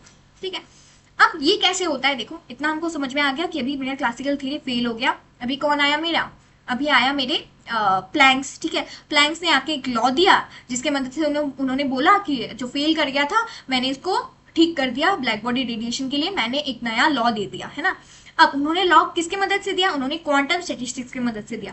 क्वांटम स्टैटिस्टिक्स में भी दो स्टैटिस्टिक्स है, उन्होंने पहला स्टैटिस्टिक्स यूज करके ये लॉ बनाया। ओके, अब प्लैंक्स क्वांटम थ्योरी क्या होता है, प्लैंक्स ने जो थ्योरी दिया वो प्लैंक्स क्वांटम थ्योरी दिया। अब हमको पता है, हमने पढ़ा भी होता है, उन्होंने एक इलेक्ट्रोमैग्नेटिक रेडिएशन का लॉ दिया था, जहां पे उन्होंने ये बोला था कि जो हमारा रेडिएशन है ना, जो हमारा रेडिएशन है that consists of a large number of छोटे छोटे particles, tiny particles, and he termed this as photons है ना। he termed this as photons and he said कि ये जो मेरे छोटे छोटे टाइनी पार्टिकल्स है फोटॉन्स, ये जो फोटॉन्स है इनकी डिस्क्रीट एनर्जी होते हैं है ना। याद करो मैंने बोला था जो मेरा क्वांटम थ्योरी है वो हमेशा बोलता है कि एनर्जीज जो होता है वो डिस्क्रीट होता है, ना कि क्वांटाइज्ड, ना कि कॉन्टिन्यूअस होता है, जो कि हमारा क्लासिकल थ्योरी बोलता था। ठीक है, तो प्लैंक्स क्वांटम थ्योरी क्या कहता है, वो कहता है कि radiation consists of small tiny particles that are known as photons and they have discrete energies not continuous energies. ये तो समझ में आ गया। अब हमको पूछा जाता है to derive the Planck's radiation law using Bose Einstein statistics. अब सबसे पहले इसको डिराइव करने के लिए हम हमारा जो बीई स्टैटिस्टिक्स का फॉर्मूला था है ना, मैथमेटिकल फॉर्म था, उसको हमने लिख लिया। डन। अब क्योंकि मैं इससे ही सॉल्व करूंगी इसको, अब इस डेरिवेशन के लिए हम ब्लैक बॉडी को एज ए कैविटी मानते हैं है ना, जिसमें बहुत सारे रेडिएशंस आ रहे हैं ना। अब क्योंकि यहाँ पे क्या हो रहा है कि भाई फोटॉन्स बहुत सारे आ रहे हैं ना, फोटॉन्स बहुत सारे आ रहे हैं, पर इसमें कोई रेस्ट्रिक्शन नहीं है ना, इसमें कोई रेस्ट्रिक्शन नहीं है कि इतने नंबर ऑफ फोटॉन्स आएंगे, इतने नंबर ऑफ फोटॉन्स को निकालेंगे, ऐसा कोई रेस्ट्रिक्शन नहीं है। मतलब कि यहाँ पे मेरे नंबर ऑफ फोटॉन्स जो है वो कंजर्व्ड नहीं है, कोई रेस्ट्रिक्शन इसमें नहीं है। पर जब हमने बी स्टैटिस्टिक्स का ये फॉर्मूला निकाला था तो आपको दिख रहा होगा अल्फा वाला टर्म। अल्फा वाला मैंने बोला था कि that was chemical potential mu by KT है ना, जहां पे मेरा म्यू था कि भाई अगर मैं एक पार्टिकल को अंदर डाल लूँ या फिर यहाँ से रिमूव कर रही हूँ तो जो चेंज इन एनर्जी डिफरेंस था उसको दर्शाता था मेरा म्यू है ना। पर अभी ये कब वैलिड था? ये वैलिड था जब मेरा पार्टिकल्स क्या था, नंबर ऑफ पार्टिकल्स मेरे कंजर्व्ड थे, तब ये चीज वैलिड था, तब मेरा म्यू आता था। पर जब मेरे नंबर ऑफ पार्टिकल्स यानी कि यहाँ पे मेरे नंबर ऑफ फोटॉन्स जब कंजर्व नहीं होते हैं, तब मेरा म्यू का वैल्यू जीरो आ जाता है, मेरा केमिकल पोटेंशियल जीरो हो जाता है। यहाँ से मेरा क्या आ गया, मेरा यहाँ से अल्फा जीरो आ जाता है। ठीक है, कहना चाहती हूँ ये कि जब मेरा number of photons black body में कंजर्व्ड नहीं है, कुछ भी आ सकता है कुछ भी जा सकता है, तब मेरा जो अल्फा हो जाएगा वो जीरो होगा, है ना। But that was not the case when the B statistics was derived. when the B statistics was derived, it was considered that the number of particles are conserved, है ना। तो हमने क्या किया, हमने अल्फा को जीरो ले लिया। अब बस अल्फा की जगह जीरो पुट कर दो तो ये फॉर्मूला मेरा आ गया। अब हमने देखो बीटा का वैल्यू क्या होता है, बीटा का वैल्यू होता है हमारा 1/kT। बस हमने यहाँ पे सब्सटीट्यूट कर दिया, बाकी हमने एज इट इज लिख लिया। इसके बाद क्या करेंगे हम, देखो फॉर ईएम वेव्स, देखो सबसे पहले क्या बोला था मैंने कि भाई ब्लैक बॉडी को हम लोग कंसीडर कर रहे हैं एज ए कैविटी। अब जो रेडिएशंस आ रहे हैं ना, इनको कंसीडर किया जाता है कि these are like standing waves, है ना। स्टैंडिंग वेव्स के फॉर्म में ये रेडिएशन आ रहा है। अब स्टैंडिंग वेव्स क्या होता है, जैसे मान लो आप गिटार बजा रहे हो ना, तो इसका जो स्ट्रिंग का जो पैटर्न बनता है वो स्टैंडिंग वेव पैटर्न बनता है ना। तो यहाँ पे ऐसा नहीं है कि हर तरीके का स्टैंडिंग वेव पैटर्न एक्सेप्टेड है, देयर आर सम मोड्स, है ना, दैट आर एक्सेप्टेड। अभी के लिए स्टैंडिंग वेव में ज्यादा डीप ना जाके इतना सोचो कि भाई ऐसा नहीं है कि सारे रेडिएशन यहाँ पे एक्सेप्टेड होंगे, कुछ ही स्टैंडिंग वेव पैटर्न यहाँ पे एक्सेप्टेड होंगे। एंड उसका जो फॉर्मूला आता है वो आपका वेव इक्वेशन एक कैविटी के लिए वहां से आता है। तो वहां का आपको बस फॉर्मूला जानना है कि जब हम EM waves in a 3D box जब मेरा होता है तो the number of modes per unit volume per frequency जो आता है वो आता है G nu D nu equals to this. Number of modes मतलब स्टैंडिंग वेव पैटर्न जो कि यहाँ पे एक्सेप्टेड है ना, उसका जो फॉर्मूला आता है वो क्या आता है, G nu D nu equals to 8π/μ²/CQ ठीक है, ये नंबर ऑफ मोड्स या नंबर ऑफ पैटर्न जो कि अंदर एक्सेप्टेड है। अब क्योंकि मैं यहाँ पे पर फ्रीक्वेंसी निकाल रही हूँ इसलिए मैंने यहाँ पे बस न्यू डाल दिया और कुछ नहीं, ठीक है, ये समझ में आ गया। अब मेरे को क्या करना है, मेरे को निकालना है एनर्जी डेंसिटी। मेरे को क्या निकालना है, मेरे को निकालना होता है एनर्जी डेंसिटी। अब मेरे को पता है एनर्जी का वैल्यू एच न्यू होता है। अब अगर मैं एच न्यू को टोटल नंबर ऑफ मोड्स से अगर photon modes, total number of photon modes से अगर मैं मल्टीप्लाई कर दूं तो मेरे को टोटल एनर्जी डेंसिटी मिल जाएगा, है ना। यहाँ पे अगर मैं टोटल मतलब इतने सारे फोटोन मोड्स ही यहाँ पे एक्सेप्टेड है तो इतने सारे फोटोन मोड्स यहाँ पे होंगे। सारे फोटोन मोड्स को मैं एक का एनर्जी के साथ अगर मैं पूरा मल्टीप्लाई कर दूं तो मेरे को टोटल एनर्जी डेंसिटी मिल जाता है। तो क्या करना है, मेरे को इस चीज को एच न्यू के साथ मल्टीप्लाई कर देना है, ठीक है, एक का energy versus total number of modes का एनर्जी, ठीक है, फोटोन मोड्स का एनर्जी। अब अगर मैं जब इन दोनों को मल्टीप्लाई करूंगी, कुछ नहीं बस इसी फॉर्मूला में मैंने इस फॉर्मूला को लिख लिया और एच न्यू को मैंने मल्टीप्लाई कर दिया तो मेरा एक फॉर्मूला आ गया। ये जो मेरा फॉर्मूला आया ना, this is my Planck's radiation formula, this is my Planck's radiation law या फिर प्लैंक्स रेडिएशन लॉ कह सकते हो, है ना। अब इस प्लैंक्स रेडिएशन, ये जो प्लैंक्स का रेक्टिफिकेशन लॉ था, दिस वाज ट्रूली लाइक अच्छे से वो ब्लैक बॉडी स्पेक्ट्रम को समझा पा रहा था, है ना। अब ये प्लैंक्स रेडिएशन लॉ से मेरा जो विन्स लॉ और रेलिक्स लॉ है उनका एक बेटर स्पेशल केसेस आया, है ना, उन्होंने इसको ठीक किया। तो विन्स लॉ और रेलिक्स लॉ का क्या क्या डेरिवेशन था फ्रॉम प्लैंक्स लॉ, देखो किससे हम लोग निकालेंगे, प्लैंक्स लॉ से निकालेंगे। बस कुछ नहीं, एक चीज है कि भाई एक हम लोग लो फ्रीक्वेंसी पे निकालेंगे और एक है वहां से एक लॉ आएगा जो कि हमारा रेलिक्स फॉर्मूला आएगा। फिर हम हाई फ्रीक्वेंसी के लिए निकालेंगे जहां से मेरा क्या आएगा, ये मेरा हाई फ्रीक्वेंसी पे है ना, यहाँ से मैं हाई फ्रीक्वेंसी के लिए निकालूंगी तो फिर मेरा विन्स फॉर्मूला आ जाएगा, है ना। दो डिफरेंट फ्रीक्वेंसी में मेरा दो डिफरेंट लॉ आ जाएगा।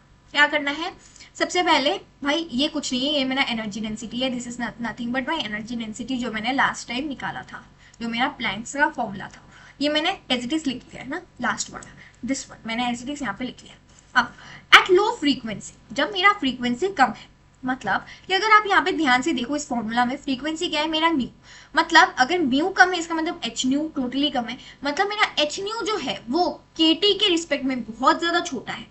अगर ये एच न्यू केटी के रिस्पेक्ट में बहुत ज्यादा छोटा है, मतलब ये पूरा टर्म वन से बहुत ज्यादा छोटा है, ऐसा जब होता है तो टेलर सीरीज से हमको पता है कि अगर ऐसा है कि मेरा x बहुत बहुत छोटा है 1 से, तब मैं e की पावर x को लिख सकती हूँ 1 प्लस एक्स, 1 प्लस एक्स लिख सकती हूँ, है ना।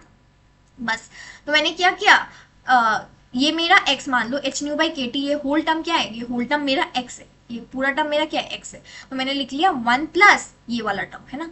इसको मैंने ऐसे सब्सटीट्यूट कर दिया, क्यों, क्योंकि मेरा एच न्यू के टी से बहुत बहुत छोटा है। ओके, तो मेरा मतलब क्या हो जाएगा, मेरा H new by K T 1 से बहुत बहुत छोटा है, और ये मेरा कंसिडरेशन है। ओके, ये तो बस हमने वो कर लिया, ठीक है, सब्सटीट्यूट कर दिया। ओके, इसके बाद क्या आएगा, मेरा 1 से 1 चला जाएगा, तो मेरा यहाँ पे ये चीज आ गया। अब क्या होगा, देखो नीचे सी क्यूब आ गया, H new by K T आ गया, एच से एच चला गया, है ना, न्यू से न्यू चला गया, ऊपर न्यूज के था, बस मैंने कुछ नहीं ऊपर नीचे काट दिया जो जो टर्म्स कॉमन थे। उसके बाद जो मेरा आया वो आया 8 pi nu square by C cube K T into T. ये जो मेरा आया, ये मेरा आया रेलिक्स फॉर्मूला। ये मेरा क्या आया, डीवी इंटू डीवी, ये मेरा क्या आया, ये मेरा रेलिक्स का फॉर्मूला आ गया, है ना। ये मेरा रेलिक्स का डिफाइंड मतलब रीडिफाइंड फॉर्मूला बोल सकते हो, जो नया फॉर्मूला जो प्लैंक्स रेडिएशन लॉ से आया। अब अगर मैं हाई फ्रीक्वेंसी की बात करूँ, हाई फ्रीक्वेंसी की जब मैं बात करती हूँ, मैं कुछ नहीं करूंगी, मैं इस वाले फॉर्मूला को डिराइव करने के लिए मैं लैम्डा को, सॉरी न्यू को सी बाय लैम्डा, मेरे को पता है लैम्डा इंटू न्यू क्या होता है, सी।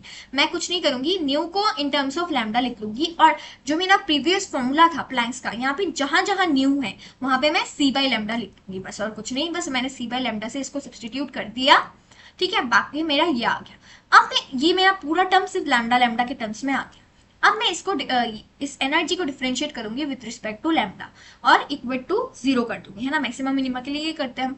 तो अभी जो मेरा लैम्डा मैक्स आएगा तो वो कुछ ऐसा आएगा, lambda max equals to some constant divided by T. यहाँ से मेरे को मिल गया lambda max dot T is equals to constant, है ना। ये मेरा क्या आ गया, मेरा विन्स का फॉर्मूला आ गया, ठीक है। ये मेरा प्लैंक्स लॉ से ये चीज आ गया। अब आता है हमारा, ये तो समझ में आ गया, ब्लैक बॉडी रेडिएशन का पूरा कॉन्सेप्ट क्लियर। दूसरा चीज हमको जो पढ़ना होता है वो होता है फोटो इलेक्ट्रिक इफेक्ट, है ना। ये हम पढ़ के भी आए होते हैं, पर फिर भी एक बार बता देती हूँ। फोटो इलेक्ट्रिक इफेक्ट वो फेनोमेना है, जैसे मान लो यहाँ पे एक मेरा क्या है, एक मेटल है ना, ये मेटल का सरफेस है, यहाँ पे मेरा लाइट या फिर कोई रेडिएशन आया, है ना। लाइट एज रेडिएशन जब यहाँ पे आके गिरता है तब क्या होता है, मेटल के पास क्या होता है, इलेक्ट्रॉन्स होते हैं, और मेटल का टेंडेंसी होता है इलेक्ट्रॉन को लूज करना। जैसे ही ये एनर्जी आया, इलेक्ट्रॉन यहाँ से इजेक्ट हो गया, यहाँ से मेटल ने इलेक्ट्रॉन को लूज कर दिया, इलेक्ट्रॉन यहाँ से इजेक्ट हो गया। अब ये मेटल सरफेस पे लाइट का यहाँ पे गिरना और यहाँ से इलेक्ट्रॉन का इजेक्ट होना, ये दोनों चीज कुछ कंडीशंस के ऊपर डिपेंडेंट है। क्या, वो सिर्फ एक मात्र कंडीशन के ऊपर डिपेंडेंट है, वो है अपना फ्रीक्वेंसी। वो क्या है, वो अपना है फ्रीक्वेंसी, कि भाई जितना मतलब एक पर्टिकुलर वैल्यू होगा फ्रीक्वेंसी का, मान लो f0, जब तक ये f0 रीच नहीं होगा तब तक इलेक्ट्रॉन इमिशन नहीं होगा। जब ये फ्रीक्वेंसी, पर्टिकुलर फ्रीक्वेंसी का रेडिएशन आएगा तभी जाके मेरा इलेक्ट्रॉन इजेक्ट होगा। इसका मतलब मेरे को समझ में आ रहा है कि ये कुछ डिस्क्रीट वैल्यूज के ऊपर डिपेंडेंट है ना। इससे हम लोग ये भी समझते थे कि हमारा जो लाइट है वो क्या जो रेडिएशन है वो डुअल नेचर शो करता था, है ना, पार्टिकल नेचर यहाँ से हमको समझ में आता था, ठीक है। तो बस यही है, ये याद रखना है कि भाई ये जो इलेक्ट्रॉन्स एमिट होंगे वो सिर्फ और सिर्फ डिपेंड करेगा फ्रीक्वेंसी के ऊपर। कितना भी आप इसका एनर्जी इंटेंसिटी बढ़ा दो, कोई फायदा नहीं होगा, जब तक फ्रीक्वेंसी रीच नहीं होगा तब तक एमिशन नहीं होगा। सिमिलरली काइनेटिक एनर्जी जो होता है इन इलेक्ट्रॉन्स की, इनको हम लोग फोटो इलेक्ट्रॉन्स बोलते हैं, है ना, वो भी डिपेंड करता है लाइट के फ्रीक्वेंसी के ऊपर, ठीक है, नॉट इन इंटेंसिटी। अब एमिशन स्पॉन्टेनियस होता है, ठीक है, कोई टाइम लगता नहीं होता। अब तो इंटेंसिटी के ऊपर क्या डिपेंड करता है, ठीक है। एक बार अगर मेरा f0 रीच हो गया, देखो ये फर्स्ट कंडीशन है, फर्स्ट एंड मेन कंडीशन कि मेरा f0 रीच होना चाहिए। अगर मेरा ऐसा रेडिएशन आ रहा है जिसका मेरा फ्रीक्वेंसी f0 है, तभी जाके मेरा इलेक्ट्रॉन एमिशन स्टार्ट होगा। वंस द एमिशन स्टार्ट्स, एक बार अगर ये कंडीशन फुलफिल हो जाए, उसके बाद मेरे कितने नंबर ऑफ इलेक्ट्रॉन्स इजेक्ट होंगे, है ना, ऑल्सो मेरा फोटो करंट कितना होगा, है ना, वो डिपेंड करेगा इंटेंसिटी के ऊपर। बट जब तक ये f0 मतलब अगर f0 नहीं है और इलेक्ट्रॉन एमिशन स्टार्ट नहीं हुआ, तब इंटेंसिटी कुछ भी बढ़ा दो, कुछ भी इंटेंसिटी के ऊपर अभी नहीं है, इंटेंसिटी के हाथ में कुछ भी नहीं है। यही होता है आपका फोटो इलेक्ट्रिक इफेक्ट, ठीक है। यहाँ पे बाकी सारे पॉइंट्स यही एज इट इज लिखे हैं, तो आप यहाँ पे देख सकते हो। जैसे when light of frequency new है ना falls on metallic surface, a part of its energy, इसका एक पार्ट लग जाता है इलेक्ट्रॉन को इजेक्ट करने में, that energy is known as work function that is dependent on frequency, and जो बाकी एनर्जी है that is carried by emitted electrons as kinetic energy, ये इलेक्ट्रॉन का कुछ एनर्जी हो जाता है वर्क फंक्शन में जो कि इसको इजेक्ट करने में लग जाता है, एंड बाकी जो रेस्ट बच जाता है, जैसे मान लो इलेक्ट्रॉन का एनर्जी कुछ 5 इलेक्ट्रॉन वोल्ट है ना, और 2 इलेक्ट्रॉन वोल्ट चाहिए ताकि वो एमिट हो जाए। 2 इलेक्ट्रॉन वोल्ट अगर इलेक्ट्रॉन का एनर्जी हो जाए तो ये एमिट हो जाएगा। तो मान लो कि इसको 2 इलेक्ट्रॉन वोल्ट मिला, मतलब 2 इलेक्ट्रॉन वोल्ट क्या है, मेरा वर्क फंक्शन है, मिला तो भाई ये उड़ गया। अब बाकी 3 इलेक्ट्रॉन वोल्ट क्या होगा, that will be carried out as its kinetic energy, ये कितना फास्ट हो जाएगा, है ना। अब आता है हमारा फ्री इलेक्ट्रॉन थियरी। क्या आता है, फ्री इलेक्ट्रॉन थियरी, उसके बाद फर्मी एनर्जी। फर्मी एनर्जी का भी एक डेरिवेशन होगा लास्ट में, ना 2 डेरिवेशन है इनफैक्ट। फ्री इलेक्ट्रॉन थियरी देखो, 2 टाइप के थियरीज होते हैं same, classical free electron theory और दूसरा होता है हमारा क्वांटम फ्री इलेक्ट्रॉन थियरी, है ना। अब क्लासिकल फ्री इलेक्ट्रॉन थियरी क्या होता है, ये क्लासिकल स्टेट्स के ऊपर डिपेंडेंट है ना। तो क्या एजम्पशंस थे इसमें, है ना, इसको ड्रूड मॉडल भी बोलते हैं। क्या एजम्पशंस थे, metals contain free electrons that are not bound to atoms. ये बोलता है कि भाई जो मेटल है उसके पास सिर्फ फ्री इलेक्ट्रॉन्स हैं that are not bound to atoms. वो तो भाई घनघोर वो है, ऐसा तो नहीं है, है ना। ऐसा होता तो भाई जैसे हमारा ये लाइट आके गिर रहा है ना, गिरने के बाद यहाँ से इलेक्ट्रॉन इजेक्ट हो रहा है, तो ये बाउंड था इसलिए तो इसको एनर्जी चाहिए था, इसके बाद इसने वो किया है ना, इजेक्ट किया, ठीक है। तो ये चीज नहीं होता है ना। तो भाई हमको समझ में आ रहा है, यहाँ पे पहला एग्जाम्पशन था कि metals contain only free electrons that are not bound to atoms. अब दूसरा था electrons move randomly inside the metal. Electrons move randomly inside the metal similar to gas particles which obey kinetic theory of gases. जैसे कि मेरा classical states का example ही था मेरा मॉलिक्यूल्स ऑफ गैस, है ना। तो यहाँ पे वो लोग इलेक्ट्रॉन्स को भी मॉलिक्यूल्स ऑफ गैस की तरह लेते थे, गैस पार्टिकल्स की तरह, जो काइनेटिक थ्योरी ऑफ गैसेस को फॉलो करता है ना। उसके बाद they collide occasionally with fixed heavy positive ions. Electrons obey classical Newtonian mechanics, है ना। उसने बोल दिया कि भाई जो मेरा इलेक्ट्रॉन है, जैसे कि हम लोग न्यूटन्स लॉज ऑफ मोशंस लगाते हैं जिन पार्टिकल्स के ऊपर, है ना, वैसे ही जो वो तो हम मैक्रोस्कोपिक पार्टिकल्स के लिए लगाते थे। अब क्लासिकल थियरी ने ये बोल दिया कि मेरे इलेक्ट्रॉन्स भी वो मैकेनिक्स को फॉलो करते हैं, बताओ, ठीक है। तो उसने ये भी बता दिया। उसके बाद बोला कि एवरेज एनर्जी पर electron at temperature T is 3 kT/2। इन्होंने बोल दिया कि जो एवरेज एनर्जी है पर इलेक्ट्रॉन एट टेम्परेचर T कितना है, 3 kT/2, जो मेरे को पता है गैस पार्टिकल्स के लिए होता है। ओके, इसने इतना तक बता दिया। लास्ट में हम देखेंगे average energy of an electron इतना नहीं होता, वो फर्मी एनर्जी के ऊपर डिपेंडेंट है, ये हम लोग लास्ट में देखेंगे। उसके बाद इसके लिमिटेशंस, ठीक है, भरपूर लिमिटेशंस, है ना। इसको ड्रूड मॉडल भी कहते थे। क्या क्या था, assumes all electrons participate in conduction. Obviously बोल रहा है कि मेटल्स में सिर्फ फ्री इलेक्ट्रॉन्स है, अगर फ्री इलेक्ट्रॉन्स है मतलब सारे के सारे ही कंडक्शन में पार्टिसिपेट करते हैं, जो हमको पता है कि नहीं है। It can not explain photo electric effect. देखो ये फोटो इलेक्ट्रिक इफेक्ट को एक्सप्लेन ही नहीं कर पाता। It can not explain mean free path of electron. Mean free path क्या होता है, तो 2 इलेक्ट्रॉन्स की कोलिशन के बीच का जो गैप होता है उसको हम लोग बोलते हैं मीन फ्री पाथ, है ना। इसको भी एक्सप्लेन नहीं कर पाता। It can not explain specific heat of metal, ये कैसे हम नेक्स्ट स्लाइड पे देखेंगे। No quantum effects like discrete energy levels और एक्सक्लूजन प्रिंसिपल। ऑब्वियसली ये पूरे क्लासिकल थियरी को ही फॉलो कर रहा है, तो कोई क्वांटम इफेक्ट्स जैसे पॉलिस एक्सक्लूजन प्रिंसिपल वगैरह यहाँ पे कुछ भी एप्लीकेबल नहीं है। बोल रहा है कि एनर्जी क्या है मेरा, कॉन्टिन्यूस है, सब सारे इलेक्ट्रॉन्स को एनर्जी मिल रहे होते हैं, सेम एनर्जी सबको मिल रहा होता है, कोई फिक्स्ड वैल्यूज अलग अलग वैल्यूज नहीं है ना। ये था मेरा क्लासिकल थ्योरी। उसके बाद आता है मेरा क्वांटम का थ्योरी फ्री इलेक्ट्रॉन का। उसमें क्या एजम्पशंस थे, इलेक्ट्रॉन्स ओबे क्वांटम मैकेनिक्स, है ना, ये हमको पता है।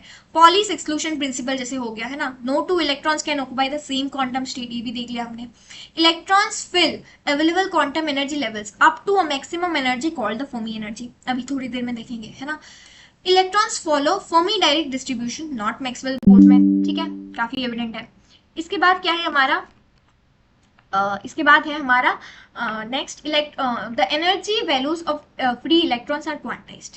क्या है, the energy values of free electrons are quantized, है ना। ऑब्वियसली अभी देखा मैंने डिस्क्रीट होते हैं एनर्जी वैल्यूज, है ना, इस क्वांटम थियरी ने ये बोला।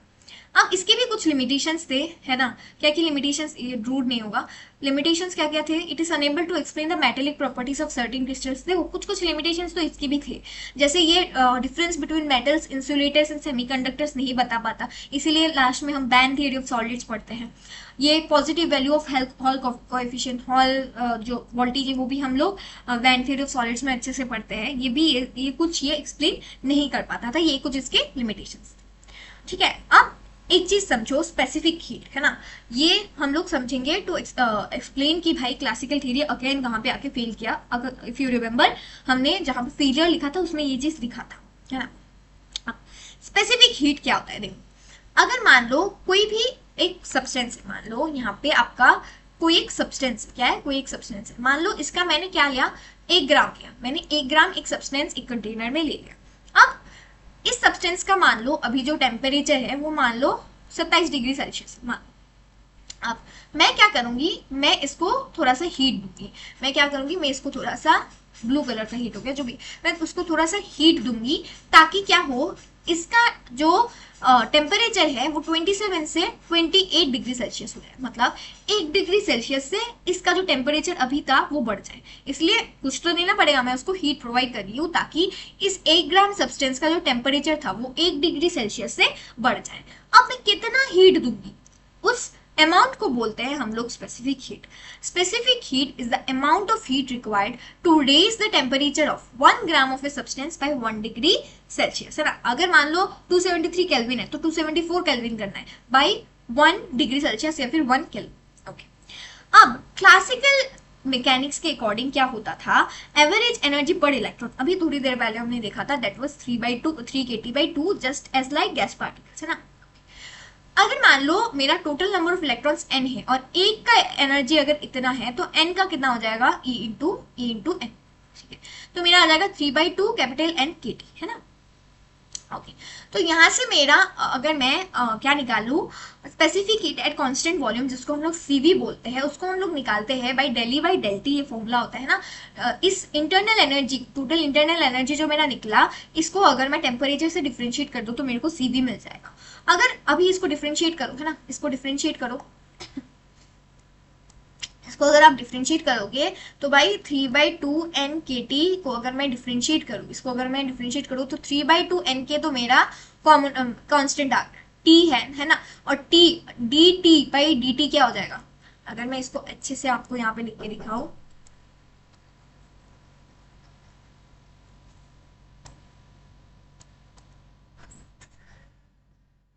अगर मैं इसको अच्छे से लिख के दिखाऊं, है ना, तो ये क्या हो जाएगा, देखो ध्यान से, डेल ऑफ डेल टी, है ना, 3/2 N KT, तो ये मेरा हो जाएगा 3/2 N तो बाहर आ गया, ये बाहर आ गया, और T del T by del T मेरा 1 हो जाएगा, तो यहाँ से मेरा 3/2 N के आ गया।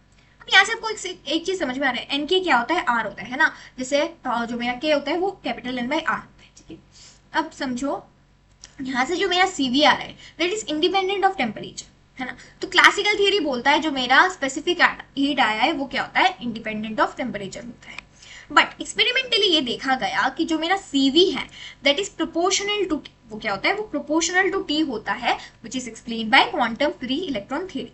क्यों, देखो इन केस ऑफ मेटल्स, जब हम मेटल्स की बात करते हैं, according to classical mechanics, when the temperature of metal substance is increased then all the electrons in the metal receives the energy because there is no discrete energy levels according to classical mechanics. मतलब कि भाई in case of metals ये बोला जाता है according to classical mechanics कि भाई जब हम लोग किसी भी मेटल का जब हम लोग टेम्परेचर बढ़ा रहे, मतलब इसको एनर्जी प्रोवाइड कर रहे हैं, तो क्या होगा, क्योंकि एनर्जी यहाँ पे कंसीडर किया जाता है कि एनर्जी कंटिन्यूअस है, इसका मतलब कि सारे इलेक्ट्रॉन्स को सेम एनर्जी मिलने वाला है, तो सारे इलेक्ट्रॉन्स को एनर्जी मिल जाएगा, है ना, क्योंकि वहां पे कोई डिस्क्रीट, कोई अलग अलग वैल्यूज नहीं है एनर्जी के according to classical mechanics. But quantum mechanics के अकॉर्डिंग क्या होता है, क्वांटम मैकेनिक्स के अकॉर्डिंग जो हमारा there are discrete energy levels, अलग अलग एनर्जी लेवल्स हैं। इसका मतलब क्या होगा, in the metal, so when heat is supplied, जब हम लोग हीट सप्लाइड करते हैं to the electrons of metal, then only those electrons will receive energy which are situated at the Fermi level, so only a fraction of electrons will be excited. तो ये कहता है क्योंकि अलग अलग एनर्जी लेवल्स, अलग अलग एनर्जी वैल्यूज हैं यहाँ पे, तो इसीलिए बोल रहे हैं कि जब हीट सप्लाई किया जाएगा, जब एक मेटल को एनर्जी प्रोवाइड किया जाएगा, तो कुछ इलेक्ट्रॉन्स होंगे जिनको एनर्जी मिलेगा, कुछ इलेक्ट्रॉन्स को नहीं मिलेगा। तो जो फ्रैक्शन ऑफ इलेक्ट्रॉन्स है जिनको एनर्जी मिलेगा वो एक्साइटेड हो जाएंगे, है ना। और जो एक्साइटेड होंगे उनका जो क्या कहते हैं एनर्जी होगा वो कितना हो जाएगा, यहाँ पे ये चीज तो सेम रहेगा, है ना, 3/2 MKT तो सेम रहेगा, बस साथ में एक और फैक्टर मल्टीप्लाई हो जाएगा जो कि होता है मेरा KT/EF। यहाँ पे EF क्या है, EF है फर्मी एनर्जी। अभी के लिए समझो, अभी थोड़ी देर बाद समझेंगे। EF क्या है, इलेक्ट्रॉन का मैक्सिमम एनर्जी, ऐसा समझ लो, ठीक है। तो क्या समझे हमने ये समझा कि भाई क्लासिकल मैकेनिक्स के अकॉर्डिंग एनर्जी जो है वो कंटिन्यूअस होता है। तो अगर मैं हीट सप्लाई कर रही हूँ, हीट कर रही हूँ एक मेटल को, मतलब एनर्जी प्रोवाइड कर रही हूँ, तो सारे इलेक्ट्रॉन्स को ही एनर्जी मिल जाएगा, है ना, क्योंकि वहां पे कोई अलग अलग एनर्जी लेवल्स नहीं है, अलग अलग वैल्यूज नहीं है। बट क्वांटम थियरी के इसीलिए पहला वाला फॉर्मूला हमने लिखा था जिससे हमारा आया कि CV टेम्परेचर से इंडिपेंडेंट है, मतलब सॉल्व करने के बाद। पर क्वांटम मैकेनिक्स के अकॉर्डिंग अलग अलग एनर्जी लेवल्स है, तो ऑब्वियसली अगर मैं हीट सप्लाई कर रही हूँ, एनर्जी प्रोवाइड कर रही हूँ, तो कुछ ही फ्रैक्शन ऑफ इलेक्ट्रॉन्स होंगे जिनको एनर्जी मिलेगा, एंड वो फ्रैक्शन ऑफ जो इलेक्ट्रॉन्स होंगे वो एक्साइटेड होंगे, एंड इनका जो एनर्जी आएगा वो इतना आएगा, है ना, उसका वैल्यू इतना आएगा। अब अगर मैं सेम CV निकालू तो मेरा क्या आएगा, अभी अगर मैं सेम CV निकालू तो CV आ जाएगा मेरा del same internal energy by del T, है ना, तो ये मेरा आ जाएगा 3/2 NK/EF। ये सब तो मेरे क्या है, NK K square, in fact NK²/EF तो मेरा कांस्टेंट है ना, मेरे को करना है del by del T of T square. तो यहाँ से अगर आप देखो ये तो मेरा कांस्टेंट है, इसको मैं कुछ कांस्टेंट C मान लेती हूँ, यहाँ से मेरा आ जाएगा 2 × T, है ना, T स्क्वायर का डिफरेंशिएशन 2 × T। तो आपको दिख रहा है एक T का टर्म मेरा आ गया, एक T का टर्म मेरा आ गया जो कि सिंगल पावर पे आया। तो इसका मतलब मेरे को समझ में आ रहा है कि यहाँ से जो मेरा CV है वो डायरेक्टली प्रोपोर्शनल टू T है, जो कि मेरे को कौन समझा रहा था, जो कि मेरे को क्वांटम थ्योरी समझा रहा था, ठीक है, जिससे मेरे को समझ में आ गया कि भाई this is also true according to experiment. तो भाई क्वांटम थ्योरी बल्ले बल्ले वो एंजॉय कर पाया, मतलब वो सॉरी वो मतलब समझा पाया, ठीक है, ओके, इतना समझ में आ गया। अब आता है हमारा फर्मी एनर्जी, है ना। तो फर्मी एनर्जी क्या होता है, देखो, अगर मान लो मैं यहाँ पे बोल रही हूँ कि भाई ये मेरे एनर्जी लेवल्स है ना, ये मेरे क्या है एनर्जी लेवल्स, तो मैं ऐसे पर्टिकुलर एनर्जी लेवल की अगर बात करूँ, मान लो कि ये एनर्जी लेवल है, ठीक है, इसमें मैं बोल देती हूँ कि एक ऐसा एनर्जी लेवल है जहाँ पे मेरा इलेक्ट्रॉन का जो एनर्जी है वो क्या है, वो मैक्सिमम है, एनर्जी क्या है मैक्सिमम। तो इस लेवल को हम बोलते हैं फर्मी लेवल, और इस लेवल का जो एनर्जी है उसको हम लोग बोलते हैं फर्मी एनर्जी। या इन अदर वर्ड्स अगर बोले, एक ऐसा एनर्जी लेवल जहाँ पे इलेक्ट्रॉन्स को पाने की प्रोबेबिलिटी 50% हो, उस लेवल को हम लोग बोल देते हैं फर्मी एनर्जी लेवल। इंपॉर्टेंट बात है कि ये चीज वैलिड है at T = 0 Kelvin only, at absolute temperature, है ना।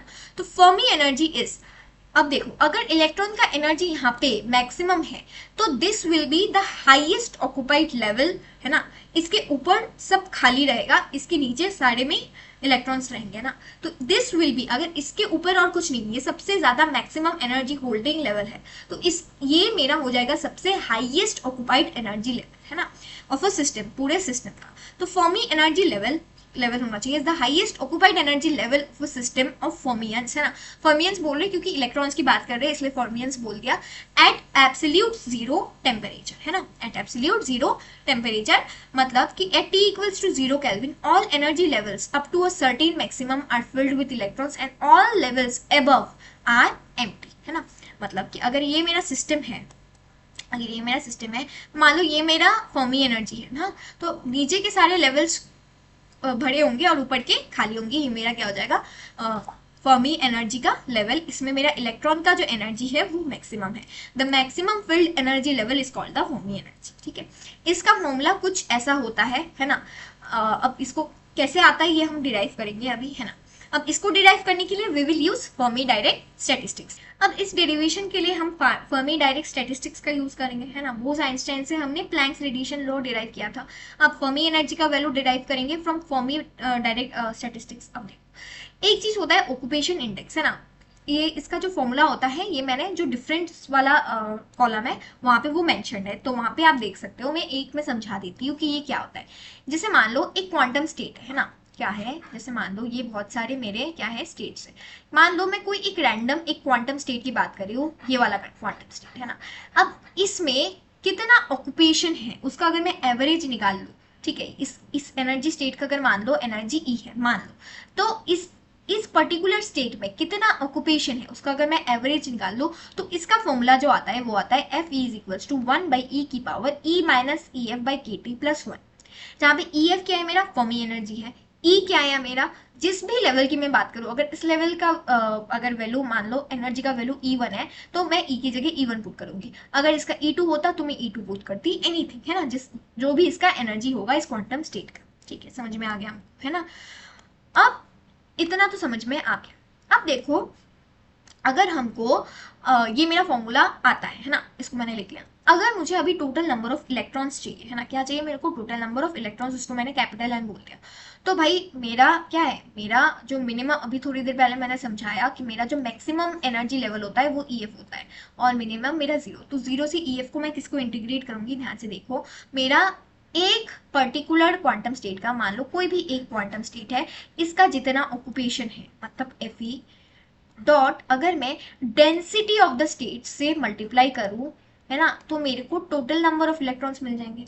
Density of states multiplied by एक क्वांटम स्टेट का ऑक्यूपेशन को अगर मैं मल्टीप्लाई करूं तो मेरे को टोटल नंबर ऑफ इलेक्ट्रॉन्स मिल जाएंगे, है ना, कैपिटल। अब ये डेंसिटी ऑफ स्टेट क्या होता है ना, डेंसिटी ऑफ स्टेट का जो फॉर्मूला आता है आपका वो क्या आता है, देखो फॉर फ्री इलेक्ट्रॉन्स के लिए ना 3D बॉक्स जो आपका डेंसिटी ऑफ स्टेट का फॉर्मूला आता है वो ये होता है, क्या होता है, v आपका वॉल्यूम हो गया v/2π² 2m/h² to the power 3/2 into root E, ठीक है, उस स्टेट का एनर्जी। ठीक है, इतना समझ में आ गया। ये क्या हो गया मेरा डेंसिटी ऑफ स्टेट्स। अब अगर मेरे को क्या निकालना है, नंबर ऑफ इलेक्ट्रॉन्स निकालना है, तो मैं इंटीग्रेट करूंगी फ्रॉम जीरो से ई एफ तक इसको, है ना। तो बस यहाँ पे हमने क्या किया, एन को लिख लिया। देखो क्या कहते हैं, यहाँ पे सिर्फ एनर्जी वाला टर्म आ रहा है तो रूट ई लिख लिया मैंने, सिर्फ यही होगा मेरे इंटीग्रेशन में, बाकी सारे मेरे कॉन्स्टेंट है ना, डी ई लिख लिया। अब आपके दिमाग में आ रहा होगा कि एफ ई कहाँ गायब हो गया, है ना, आपके दिमाग में आ रहा होगा कि एफ ई कहाँ गायब हो गया, तो ध्यान से देखो एफ ई के साथ क्या हुआ समझते हैं इस, है ना। यहाँ पे एक बार समझते हैं, एक सेकंड।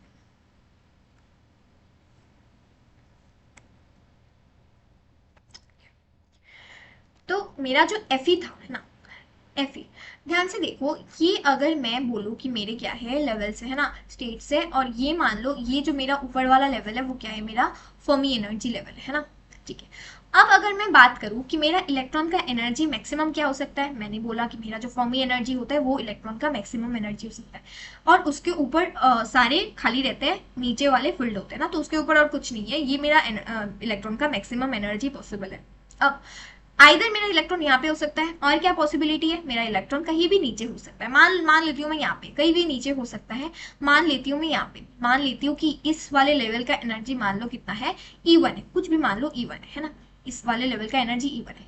अब इसमें दो पॉसिबिलिटी है ना कि मेरा इलेक्ट्रॉन आइदर E1 में है, अगर E1 में होगा तो भाई E1 में है मतलब इस लेवल में है, वो तो हमेशा EF से नीचे ही होगा ना, मैं कोई भी लेवल पकड़ लूँ वो तो हमेशा EF से नीचे ही होगा।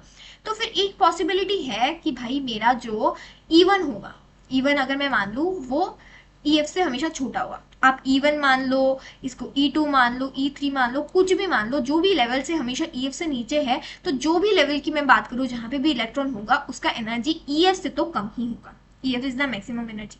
और एक पॉसिबिलिटी क्या है कि मेरा इलेक्ट्रॉन इधर ही बैठा हो, है ना, तो फिर इस टाइम पे मेरा जो एनर्जी का वैल्यू आ जाएगा वो सीधे EF के बराबर आ जाएगा, है ना। इस टाइम पे मेरा जो एनर्जी का वैल्यू आएगा, अगर इलेक्ट्रॉन यहाँ पे बैठा है तो इस स्टेट का अगर मैं एनर्जी बोलूँ तो वो EF के ही बराबर आ जाएगा। अगर E is equals to EF वाला केस है तो इस वाले फॉर्मूला में E की जगह EF बिठाऊंगी तो मेरा जीरो आ जाएगा। फिलहाल के लिए इस डेरिवेशन के लिए हम इस पॉसिबिलिटी को नहीं लेते हैं, इस पॉसिबिलिटी को लेते हैं कि मैं मेरा इलेक्ट्रॉन जो है वो कहीं भी नीचे के कोई भी लेवल में है। मान लो इसमें है कोई भी नीचे के कोई एक लेवल में है जिसका एनर्जी कुछ भी है, बट जितना भी है वो ईएफ से हमेशा कम है। कितना है? ईएफ से हमेशा कम है। ओके, अगर अभी ये वाला टर्म आपको दिख रहा है ई माइनस ई एफ, है ना, ये वाला जो टर्म दिख रहा है, अगर ई हमेशा छोटा है ई एफ से, जो हम बोल रहे हैं अभी, है ना, अगर बराबर है तो जीरो हो जाएगा। दूसरा पॉसिबिलिटी है क्या? ई छोटा है। अगर ई छोटा है तो छोटा माइनस बड़ा क्या हो जाएगा? ये टर्म हमेशा एक नेगेटिव टर्म होगा, ये टर्म हमेशा एक नेगेटिव टर्म होगा। अब अगर if this is the case, है ना, तो क्या होगा? आप ध्यान से देखो, ये जो मेरा 1 है ना, ई की पावर समथिंग नेगेटिव बाय, अब देखो ये बात हम कब कर रहे हैं? फर्मी एनर्जी हमेशा 0 केल्विन में होता है, तो टेम्परेचर को मेरे को क्या लेना है? 0 लेना है ना, तो ये मेरा 0 हो जाएगा +1। ठीक है, ये आ गया मेरा, यहाँ से ये आ गया मेरा, है ना, माइनस डिवाइडेड बाई 0 +1।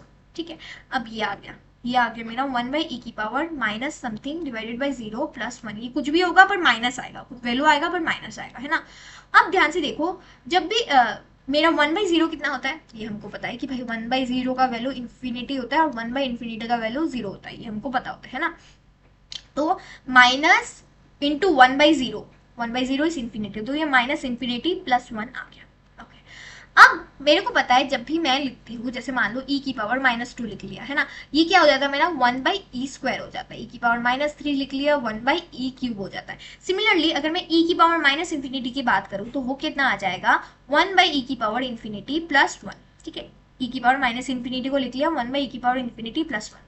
अब e की पावर इन्फिनिटी का वैल्यू कितना होता है? हमको पता है e की पावर इन्फिनिटी जो होता है, ये वाला टर्म का वैल्यू इन्फिनिटी होता है ना। e की power infinity simple is infinity, है ना। e जो होता है वो इंक्रीजिंग होता है, e की पावर इन्फिनिटी हमेशा इन्फिनिटी होगा। ओके, तो इसका मतलब मेरे को समझ में आया कि मेरा जो अभी फॉर्मूला आ गया 1 ये मेरा नीचे वाला टर्म इन्फिनिटी है, तो 1/∞ +1। अब 1/∞ कितना होता है? 1/∞ 0 होता है ना।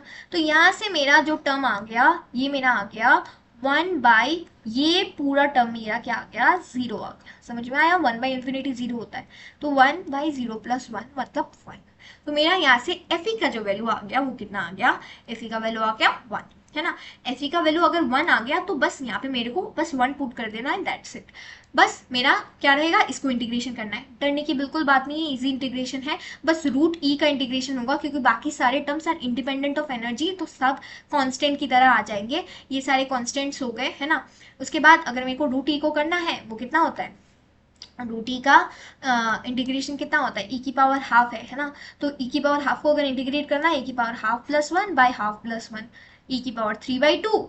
फिर उसके बाद मैं लिमिट्स बिठाऊंगी इसमें, है ना। ये मेरा 3/2 ऊपर आके बाहर आके 2/3 हो गया, और e की पावर 3/2 जहाँ पे मैं लिमिट्स बिठाऊंगी, e की पावर 3/2 जहाँ पे मैं लिमिट्स बिठाऊंगी 0 से EF, है ना। तो 0 तो मेरा 0 आ जाएगा, तो EF की पावर 3/2 आ गया यहाँ से, है ना। सिंपल चीज़ है, मेरा कैपिटल N यहाँ से निकल गया। ठीक है, अब मेरे को क्या निकालना है? ये चीज़ मैंने बस समझाने के लिए दिया था, मैं यहाँ से मिटा देती हूँ वरना डाउट होगा, है ना। ठीक है, अब यहाँ से मेरा इतना आ गया। अब मेरे को तो EF निकालना था, तो मैं बस EF को इस साइड ले आती हूँ, मैं EF को इस साइड ले आती हूँ, तो मेरा EF कितना हो जाएगा? क्रॉस मल्टीप्लाई कर रही हूँ, EF की power 3/2 is equals to, EF की power 3/2 is equals to 2π² into 3 into n, 2π² into 3 into n, है ना। 2π² into 3 into n cross multiply कर रही हूँ, और मेरा नीचे आ जाएगा v इंटू 2, नीचे आ जाएगा 2 इंटू वी, और बाकी ये एज इट इज इधर चला जाएगा h²/2m, h²/2m की पावर कितना है मेरा? 3/2। डन। अब मेरे को तो EF सिंगल चाहिए, तो 3/2 को उधर भेज देती हूँ, तो मेरा ये पूरा टर्म आ जाएगा, 2π²। देखो 2 तो यहाँ से कैंसिल ही हो रहा है, 2 से 2, तो ये मेरा आ जाएगा 3π² कैपिटल N/v, 3π² कैपिटल N/v, है ना, h²/2m की power 3/2, and this whole thing to the power, ये इस साइड जाएगा तो हो जाएगा 2/3, है ना। EF को अलग कर दिया, इस पावर को पूरे इधर भेज दिया। अब बस इंटू कर लो, है ना। ये मेरा आ जाएगा 3π² कैपिटल N/v की पावर कितना आ जाएगा 2/3 है ना, इंटू मेरा ये देखो 3/2 इंटू 2/3 1 हो जाएगा, तो ये मेरा सिंपल h²/2m आ जाएगा। That's it, this is your value है ना, 3π² n/v, जैसे आपको देख 3π² n/v divide 2/3 into h²/2m, this is my EF है ना। ये मेरा फर्मी एनर्जी का डेरिवेशन आ गया, पूछा जाता है एग्जाम में। इसके बाद हमको निकालना है एवरेज एनर्जी ऑफ इलेक्ट्रॉन। क्या अब ये निकालने के लिए क्या करते हैं, देखो क्या निकालना है मेरे को, average energy of electron from this concept है ना, क्वांटम थियरी के कंसेप्ट से, क्योंकि क्लासिकल से तो भाई वो मॉलिक्यूल्स ऑफ गैस वाला आता है, बट दैट्स नॉट ट्रू है ना। अभी हमको निकालना है एवरेज एनर्जी ऑफ इलेक्ट्रॉन कितना होता है, ठीक है। तो उसके लिए क्या करेंगे, टोटल एनर्जी ले लेंगे इलेक्ट्रॉन का 0 केल्विन में ऑब्वियसली है ना, इसको UT मान ले लेते हैं और डिवाइड कर देंगे जितना भी कंसेंट्रेशन है इलेक्ट्रॉन का T = 0 केल्विन में, सिंपल, ठीक है। अब सबसे पहले मेरा टास्क है total energy of the electron निकालना। टोटल एनर्जी के लिए मैं क्या करूंगी, U हो जाएगा मेरा, जैसे मैंने पहले किया था डेंसिटी ऑफ स्टेट्स, ठीक है। सबसे पहले मैं क्या करूंगी, डेंसिटी ऑफ स्टेट सेम चीज जो जैसे पहले लिया था, इनटू एनर्जी ले लूंगी। इस टाइम पे मैं क्या ले लूंगी, इनटू एनर्जी, क्योंकि मेरे को टोटल एनर्जी चाहिए, तो एक का एनर्जी ले लूंगी E into density of total quantum states, ठीक है। तो ये मेरा आ जाएगा 0 मिनिमम टू EF है ना। अब मेरा देखो ये E को E एज इट इज लिख लिया, ये डी को डी एज इट इज लिख लिया, जीई है ना। जीई मेरा कितना था, जी मेरा ये वाला फॉर्मूला था। अब ये वाला पार्ट तो मेरा कांस्टेंट है भाई है ना, तो भाई ये वाला पूरा पार्ट मेरे को बार बार लिखने की जरूरत नहीं है, चाहे तो लास्ट में सब्सटीट्यूट कर दूंगी, ये बार बार आएगा, तो इसको मैंने मान लिया, ये पूरा जो कांस्टेंट है इसको मैंने ए मान लिया। This is same as this, बस मैंने ये कांस्टेंट टर्म को ए मान लिया, तो ए इंटू रूट ई हो गया है ना। अब मेरे को ये कांस्टेंट तो वैसे भी बाहर आएगा, इंटीग्रेशन में तो सिर्फ एनर्जी वाला पार्ट आएगा, ई इंटू रूट। तो बस अब मेरे को इसको इंटीग्रेट करना है, कैसे करूंगी, टोटल एनर्जी अगर मैंने U माना तो मेरा U आ जाएगा, U मान सकते हो, E मान सकते हो, कुछ भी मान सकते हो, U अगर आप मान रहे हो तो फिर मेरा आ जाएगा 0 EF है ना, और बाहर मेरा ये कांस्टेंट पूरा टर्म आ जाएगा, ये पूरा A वाला बाहर मैंने A लिख लिया, और ये मेरा ये रूट E इंटू E है ना, मतलब E⁻½ इंटू E डी है ना। अब इसका इंटीग्रेशन तो आपको आता है, कितना होता है देखो, E⁻½ +1 मतलब 3/2 हो गया मेरा है ना। तो 3/2 को अगर मेरे को इंटीग्रेट करना है तो मेरा आ जाएगा 3/2 + 1 डिवाइडेड बाई 3/2 + 1 है ना, फ्रॉम 0 से EF। तो ये मेरा आ जाएगा A इंटू ये 3/2 + 1 मतलब 5/2, नीचे अगर 5/2 है तो ऊपर मेरा 2/5 आ जाएगा, इंटू मेरा ये आ जाएगा E⁻5/2 है ना, और ये मेरा आ जाएगा 0 से EF, डिटेल में करवा रही हूँ है ना, 2/f और ये मेरा E⁻5/2, ये मेरा आ गया टोटल एनर्जी। अब टोटल नंबर ऑफ इलेक्ट्रॉन्स कितना होगा भाई, ये तो हमने निकाला था है ना, टोटल नंबर ऑफ इलेक्ट्रॉन्स मेरा कितना आया था, total number of electrons capital N, मेरा ये वैल्यू आया था, जिसका वैल्यू कितना आया था, जिसका वैल्यू ये आया था, जहाँ पे ये पूरा वैल्यू क्या था मेरा A है ना, दिस पूरा वैल्यू तो सेम आया था ना, यहाँ से यहाँ ये पूरा वैल्यू मेरा A है, तो A इंटू 2/3 इंटू EF⁻3/2, बस बिठा दो है ना। मेरा यहाँ से कैपिटल N आ गया A इंटू 2/3 इंटू EF⁻3/2, यही आया ना, 2/3 इंटू EF⁻3/2, ठीक है। बस अब ये दोनों को डिवाइड कर दो, जब आप दोनों को डिवाइड करोगे for average energy of electron मेरा आ जाएगा is equals to A into क्या आ जाएगा 2/5 into E⁻5/2 A into 2/3 into E⁻3/2, ये आ गया है ना। तो यहाँ से मेरा 2 से 2 चला गया, A से A चला गया, मेरा क्या बचा, E क्या लिख रही हूँ मैं, E नहीं है EF है, सॉरी E नहीं है EF है, EF है ना। तो A से A चला गया, 2 से 2 चला गया, ये 3 ऊपर जाएगा तो मेरा 3/5 हो गया ये, and this becomes my 5/2 minus 3/2, so this becomes 3/5 of EF है ना, 5/2 माइनस 3/2 इज 1, सो 3/5 EF। तो मेरा एवरेज एनर्जी ऑफ इलेक्ट्रॉन का जो वैल्यू आता है वो 3/5 EF है। इंपॉर्टेंट है, डेरिवेशन भी आ सकता है, एज न्यूमेरिकल भी पूछा जाता है, डेरिवेशन भी इंपॉर्टेंट है। अब मैंने कुछ फॉर्मूला लिख दिया है ना, कि आप इससे न्यूमेरिकल्स आ सकते हैं, जैसे एवरेज थर्मल एनर्जी का फॉर्मूला ये होता है 3/2 kBT, फर्मी एनर्जी का फॉर्मूला भी डिराइव किया था। एक चीज होता है फर्मी टेम्परेचर, भी क्वेश्चन पूछ लेते हैं, फर्मी टेम्परेचर का वैल्यू आपका Fermi energy divided by Boltzmann constant होता है, इससे आप निकाल सकते हो। ऑल्सो और एक फॉर्मूला जिससे आ सकता है आपका, जैसे मीन्स डिस्प्लेसमेंट लो हो गया है ना, lambda max into T is equals to B, इसको भी आप देख के जाना। अब जो डाइंग स्टार्स है, ठीक है, ये काफी पूछा गया है, लास्ट कुछ बार मैंने देखा है। तो डाइंग स्टार्स में ज्यादा से ज्यादा नोट ही आएगा, है ना। व्हाइट एंड ब्लैक डॉफ क्या होता है, ठीक है, देखो, डाइंग स्टार्स मतलब स्टार जो मर रहे होते हैं, मेन चीज है ना। दिस रिप्रेजेंट, जैसे वहां पे हम लोग दो टर्म्स को यूज करते हैं, white and black dots. This represent the final stage of a stars life cycle, है ना। स्टार का लाइफ साइकिल का फाइनल स्टेजेस ये दोनों रिप्रेजेंट करते हैं। धीरे धीरे क्या होता है, ये व्हाइट डॉफ धीरे धीरे ब्लैक डॉफ में कन्वर्ट हो जाता है, तब हमको समझ में आता है कि मेरा स्टार मर गया है, खत्म हो गया है। अब क्या होता है ना, जैसे स्टार कैसे फॉर्म होते हैं हमको पता है, क्लाउड्स डस्ट से मेरा स्टार फॉर्म होता है। बेसिकली वो और भी ज्यादा ग्रो होता है थ्रू फ्यूजन प्रोसेस, है ना। वो फ्यूजन से क्या होता है, वो ग्रो करता है एंड वो एनर्जी एमिट करता है। पर धीरे धीरे क्या होता है ना, एक टाइम के बाद मेरा जो स्टार है वो अपना जो न्यूक्लियर फ्यूल है जिससे वो फ्यूजन करता है, वो एग्जॉस्ट हो जाता है, वो खत्म हो जाता है। तो जैसे ही वो खत्म हो जाता है, मेरा जो स्टार है उसका आउटर लेयर्स जो है धीरे धीरे शेड आउट होने लगता है ना।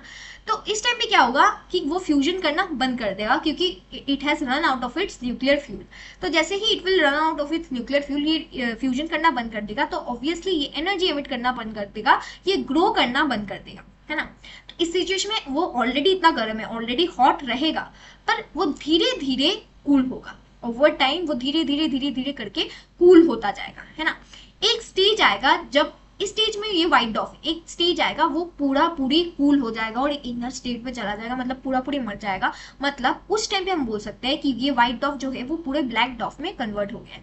तो black डॉफ is the theoretical final stage, ये रियल लाइफ में देखा नहीं गया है। Theoretical final stage of a white डॉफ after it has cooled completely and no longer emits significant heat or light not yet observed due to the universe age, है ना। These objects signify a dying star, a star that has passed its active fusion phase and is transitioning into a cold inert state। ये होता है आपका dying stars। इसके बाद last but not the least very important, है ना, जो comparison होता है आपका थ्री डिस्ट्रीब्यूशन लॉस का, ये आपको अच्छे से देखना है। नाउ यू कैन अंडरस्टैंड ये फेज स्पेस क्या है वगैरह वगैरह, इसलिए मैंने इसको लास्ट में रखा है। ये आपका ऑक्यूपेशन इंडेक्स हो गया, जो अभी हमने थोड़ी देर पहले देखा था। एफडी फर्मी डायरेक्ट का ये होता है ना, सिमेट्रिक एसिमेट्रिक। आपको अभी जैसे इंटीग्रल स्पिन स्पिन वगैरह क्वांटाइज्ड वगैरह सब कुछ आप आराम से अभी याद कर सकते हो, है ना। So that's all, thank you for watching.